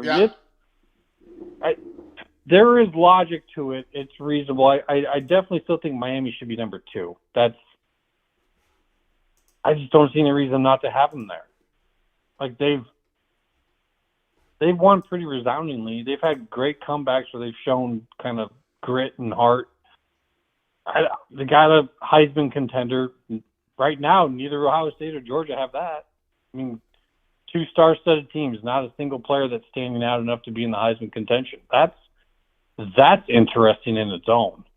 At least, Oregon, their quarterback is there. So I don't see why you don't have Miami at number 2. But otherwise, I just think it's a fun first round. Yep. First ranking. Yep. Wanted to ask you real quick on the Mountain West stuff. Yeah. Now I kind of standing up for you. When we were talking about this previously, you did say that you didn't understand it. You wouldn't understand why Northern Illinois would be. So if anyone, hearing what you said earlier, I was speaking up for Greg and saying, I remember you saying you didn't understand why that would be the case, because I think that most of us, it didn't make a whole lot of sense. And Yeah. It doesn't make a whole lot of sense to me personally, but I did report that the consensus says people didn't think how they could turn it down. So we took the L at the beginning of this program. If they do, if they do turn it down, no, maybe this is part of the negotiations. I don't know. But the North Dakota State thing is going to get really interesting because, as you know, we reported about a month ago or whatever that internally North Dakota State had made the decision to get ready, if they get an opportunity. So they might be ready to say yes, or they are ready to say yes. They might get that opportunity. I think the Mountain West might have to kick it around a little bit. Who knows? Kind of a wild card, I think, comes into play here. I've seen some talk about it on X today, and we've talked about it in the past, is how much some of the top major conferences really don't want to see that top division expand even further. For whatever reason, I don't really understand why they have a problem with it. Like, we're both Big Ten fans. I don't see why it matters. Like, what's it going to take away? It's just kind of weird. Yeah, but I don't. For whatever reason, it doesn't take away from.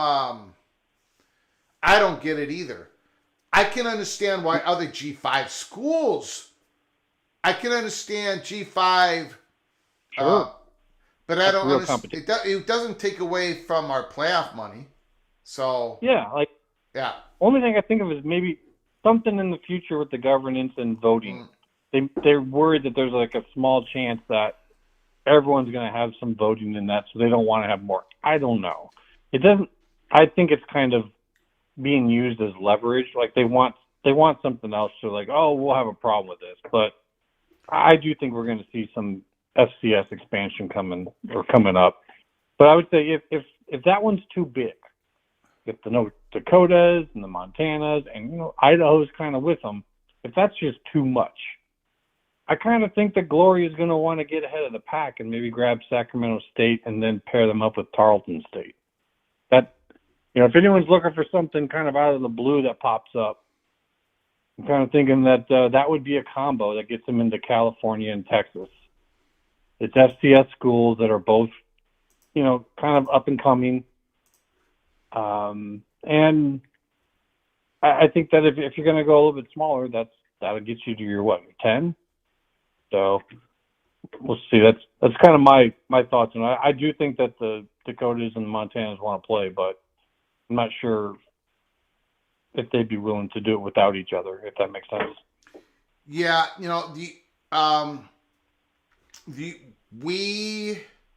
I don't know. The only thing we have here at Peak around the corner is the North Dakota State piece. We do not have the South Dakota State piece. We do not know if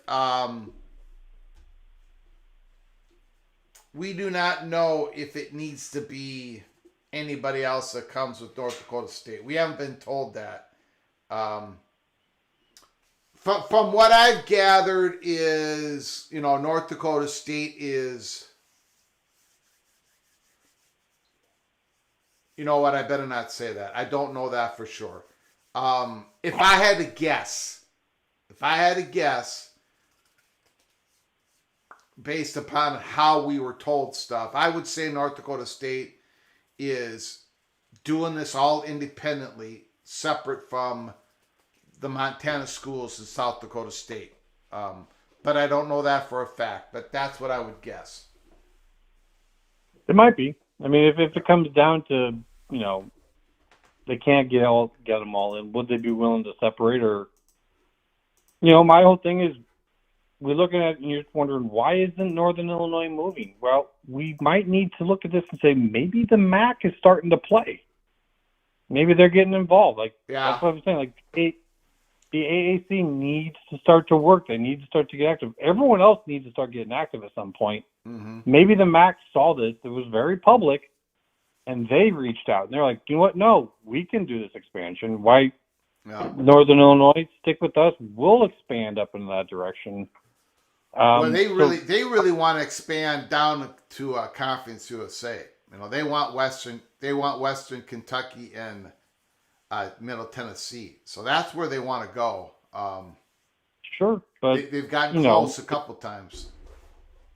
But that also comes with, Conference USA does have a GOR. They do have XFP. Yeah, so that's true. That's true. It's probably a little more problematic. And, if you're the MAC, you might want AAC to kind of break into that first, right? You might want them to take liberty. You might want them to do something either way. We've seen that be kind of a tactic at the higher conferences. These same strategies can be played out, in the next tier down and what they're going through now. So, I'm just throwing that out there that maybe Northern Illinois and Toledo, with this move, got the rest of the MAC to say, okay. We'll look into some expansion for, to the west, or if Toledo wants to the south. So maybe we need to watch the MAC now for something to come out there. Now, but, Iowa Hawkeyes play at UCLA Friday night on Fox. Garbers versus Sullivan. Pretty interesting game. Ethan Garbers has got his feet underneath him now. He's playing some good football. He has for a few weeks. I got to tell you, Immaculate, UCLA was pretty athletic when they played the Gophers. I think they've been pretty athletic every game they've played since then. And Iowa better be ready. That's all I'm saying. It's going to be rough. Yeah. It's Friday night. Yes. So that's tough. It's out west. It is the later game. So this is really going to test the discipline and the training of Iowa. Iowa is, I'm just going to say it, in terms of training, preparing, and being up for it, they're one of the elites. Yeah. We're not talking talent, but just in terms of preparation and training and being ready for it, they're one of the elites. So if anyone can go in there and not be too fazed by it, it's them. Yeah. Also, what they got going for them is they're now starting to dive into plays that they have not really used much at all. That have stuff that's been made for Sullivan that Lester was not really able to use much. So a bunch of looks on this offense are going to be unknown to UCLA. Mm-hmm. And quite frankly, this offense was made, in my opinion, for Sullivan, not Cade. This team, this offense especially, if they had had Sullivan all year long, in my opinion, they're definitely in the top 25. They didn't lose to Michigan State, possibly didn't lose to Iowa State, and I'm not going to say Ohio State. I had them losing that game from the start. But it's a much different situation for them. So I think that this, UCLA has not played an offense like this. I'm not quite sure really what UCLA brings to the table that's so much more extraordinary that can we stop that, because what Sullivan does is he keeps the defense from being able to key in on the running backs. They had 3 running backs that all look like top running backs. I will tell you, Immaculate. I will tell you, I've been watching, UCLA had the Gophers confused, and UCLA had Nebraska completely confused. Had that game Dylan Raiola was checking out of things, and then UCLA, whatever UCLA's doing, they don't have the Jimmies and the Joes on defense, but they're looks like they are incredibly well coached. Like they're really changing things up constantly. The defensive line will move 3 times before Iowa snaps the ball. Now Iowa, I'm sure, will be ready, whatever, but UCLA can beat teams that are not ready. Let's just put it that way. On offense, immaculate. UCLA has no running game, so they can't run the ball a lick. But Ethan Garbers knows that, and he's going to throw 40 times, and it should be pretty interesting to see what happens. You know, funny you bring that up, and it immediately brought me back to the Wisconsin game because it was such an oddity between Wisconsin and Iowa. How many penalties they were having on their offensive line because they were doing exactly what you're talking about, doing shifts, doing little gimmicks to mess with each other. So that might come in very handy for Iowa. If what you're saying is true, that UCLA does that, they just got a first-hand experience of that from Wisconsin. Mm-hmm. So hopefully that helps them out with that, because that is something that can trick up. But currently right now, one of the Iowa offensive linemen, I think, is rated the number 1 offensive lineman in the country. Wow. They're playing bully ball. They're great on the run. I was watching that game. They had Wisconsin defensive linemen, which, you know, they're big dudes. And they're maybe not some of the best ones like they used to be, but they had them like 10 to 15 yards back.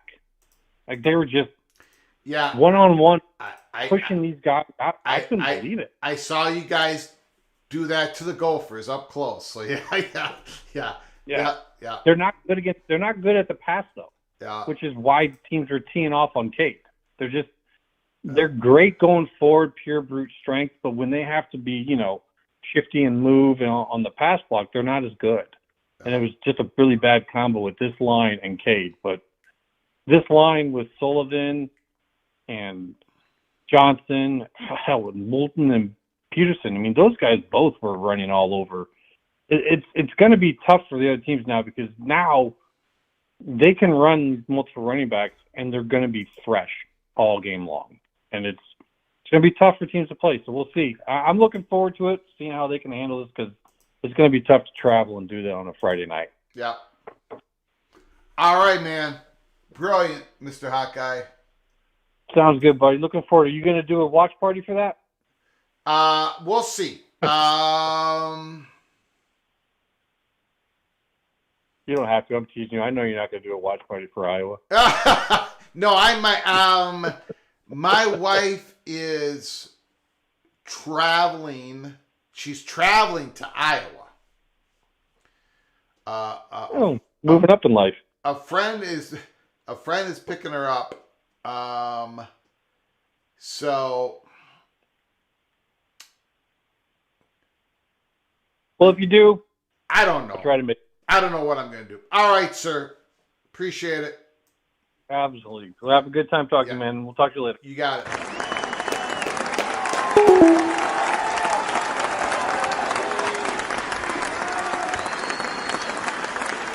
I'm planning to do the Holy War, BYU, Utah, late Saturday night. That is the plan. What I can do on Friday or earlier Saturday, I do not know. I got a feeling that I'm going to be scrambling this weekend. Scrambling. Steel Austin, Greg, are the Big Ten and the SEC still working on their scheduling agreement behind the scenes? Or do they wait until the season is over to continue working on it? Call from Raj. Raj, is it?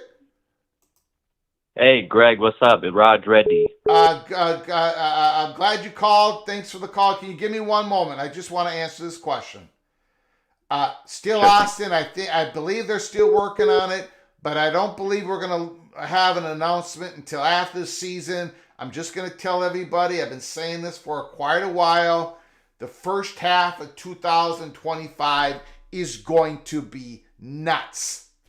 It's going to be crazy. There's going to be so many. Once this NCAA versus House is buckled in, then you've got all these decisions on you.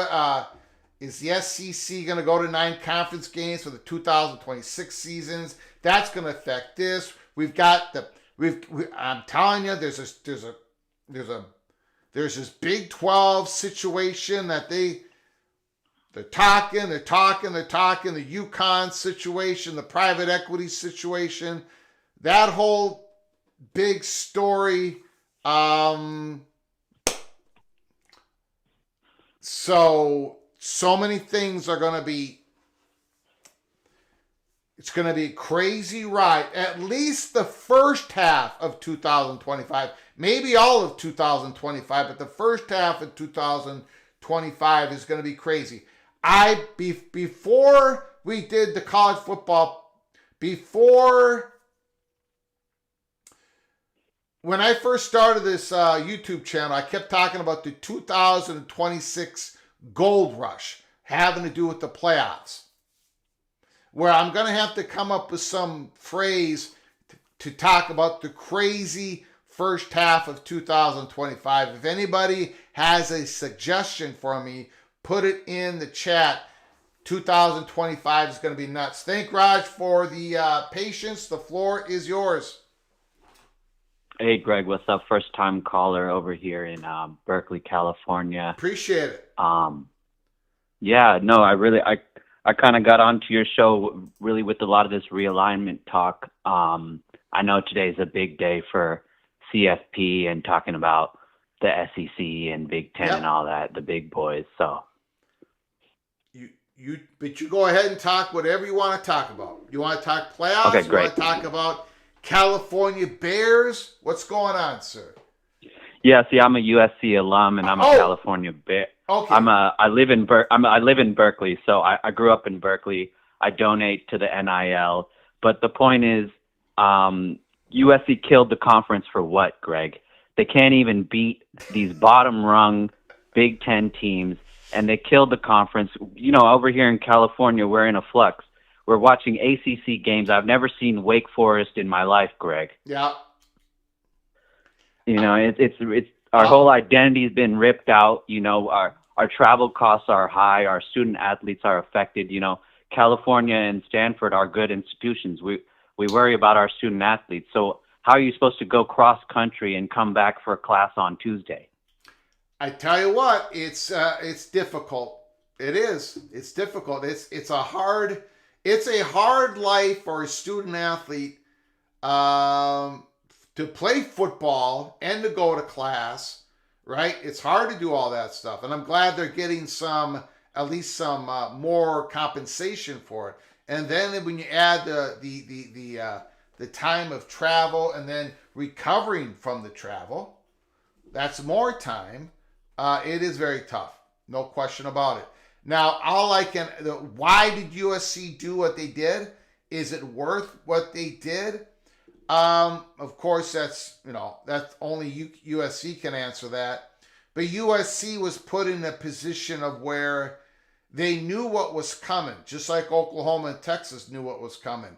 They wanted to get above the stratification line, the revenue stratification line. USC wanted to be able to compete at the highest level, not just for football, but for other sports, national champions. They needed that media revenue. They needed the exposure, and the Big Ten was there for them to call. That's the reasons why they did it. But again, is it worth it in the end? It probably will be, but it's going to take a whole lot. Like, first of all, the Big Ten football was always going to be more difficult. It just is, man. And I warned Trojan fans before the season started. It just is. USC can go play most of the Big Ten teams a single game and beat them. But when you play a Big Ten schedule and you have to play these guys week in, week out, I'm telling you, you are going to lose to a middling Wisconsin team. Now, USC did not. You are going to lose to a middling Iowa team. They haven't played Iowa, but they would probably get hammered by Iowa this year. You're going to lose to a Minnesota team once in a while. Just because you're in the Big Ten, it's a grind. It's an absolute grind. Ask Nebraska about it. It's a grind, man. You got to get big boys. You got your backup left tackle and your backup defensive tackle. They have to be big. They have to, and USC is going to have to get bigger at the linebacker position. That is for definite. So, but is it going to be worthwhile? Maybe for a lot of people it won't be, right? A lot of people miss the Pac-12. I get it. As much as I possibly can get it, being a Gopher guy in Minnesota. But I think rising tides do lift all boats, because like USC is going to have to get better, and we're going to have to recruit a better athlete, and we can't get the 285. We got to get the 315s now. Yeah. And and even Cal, we got College Game Day. We've never had College Game Day in 50 years. Yeah. And we finally got College Game Day the first year we joined ACC. So there's something to be said about the national exposure, maybe our recruiting base. But going back to the travel again, how USC is supposed to keep flying across country, and then we're supposed to be competitive and getting ready for these games on Saturday. It's just it's the toughest thing to do in the world, and luckily USC has the resources. Cal doesn't have the resources. Yeah. And what about basketball here, right? Look at all the travel for basketball, right? Oh my God, yeah. Exactly. Get basketball, women's basketball. Like, how are we even justifying this? Yeah. Yeah, it's going to be tough. It's going to be tough. The media partners, Greg. The media partners love it. They love it because it brings more value to them and to their advertisers. So it brings more value and money to the athletic departments. The one good thing is that the student athletes are getting more compensation. So, but yeah, is it worth it? I don't know. That's going to be a different answer depending on who you ask. Greg, I messaged you in this chat yesterday that I want to talk St. Mary's basketball. I don't want to scare off your listeners by talking such an obscure sport and such an obscure. They probably don't even know where St. Mary's basketball plays their games. You go right ahead, sir. Let it rip. I think it's the same thing with Gonzaga. You could say, why did Gonzaga leave the WCC? We just talked about why USC left. Gonzaga saw an opportunity out there. They're tired of carrying Pepperdine and Loyola Marymount and all these schools. They're the only ones reaching the Final Fours and the Elite Eights. And I think it's something to be said because a lot of those member institutions were faith-based. They had a close proximity. They had a long history. Rivalries matter and all those things, but what it's showing is like Gonzaga doesn't need to keep carrying all this dead weight anymore. And what I want is for St. Mary's to follow Gonzaga, kind of like how Cal follows Stanford. Stanford advocated for Cal. USC advocated for USCLA. So we need Gonzaga to advocate for St. Mary's and that rivalry, and we need to come into the Pac-12. And it's going to be really difficult because we don't have a football team at St. Mary's. And I know I'm saying we, and I'm a Cal, and I'm a USC, and I'm a St. Mary's, but everybody up here, we're in a turmoil. We don't know what's going on, so we need Gonzaga to step up. Thank you so much for your time, Let me Greg. ask you a question, if that's okay. Have you heard any steam on St. Mary's basketball being invited at some point to go with Gonzaga? No, and to be honest, what we have is we have Randy Bennett. We have a coach here who's been really loyal to us. The moment this guy, Randy Bennett, leaves us, we're done. You know, we're getting these Australian players. We're Yeah. getting this huge recruiting base. We've got Matthew Dellavedova, Patty Mills. We got good history. We have real players in the league. But what we're kind of like I think we're too based on our coach. We're too based on maybe a few donors who give the money. We don't have a huge alumni base. We don't have a huge endowment. We play in a small little town in Mar-a-Lago. You know, it's like there's a lot of things that Gonzaga has that we don't have. Mm-hmm. So even All right. GCU had a big donor base. They got a big alumni. They got all this steam, and they're in a big city, and they got all this going for them. So yeah, it's just really interesting to hear. And thank you so much for your time, Greg. You got it, buddy. Call again, sir.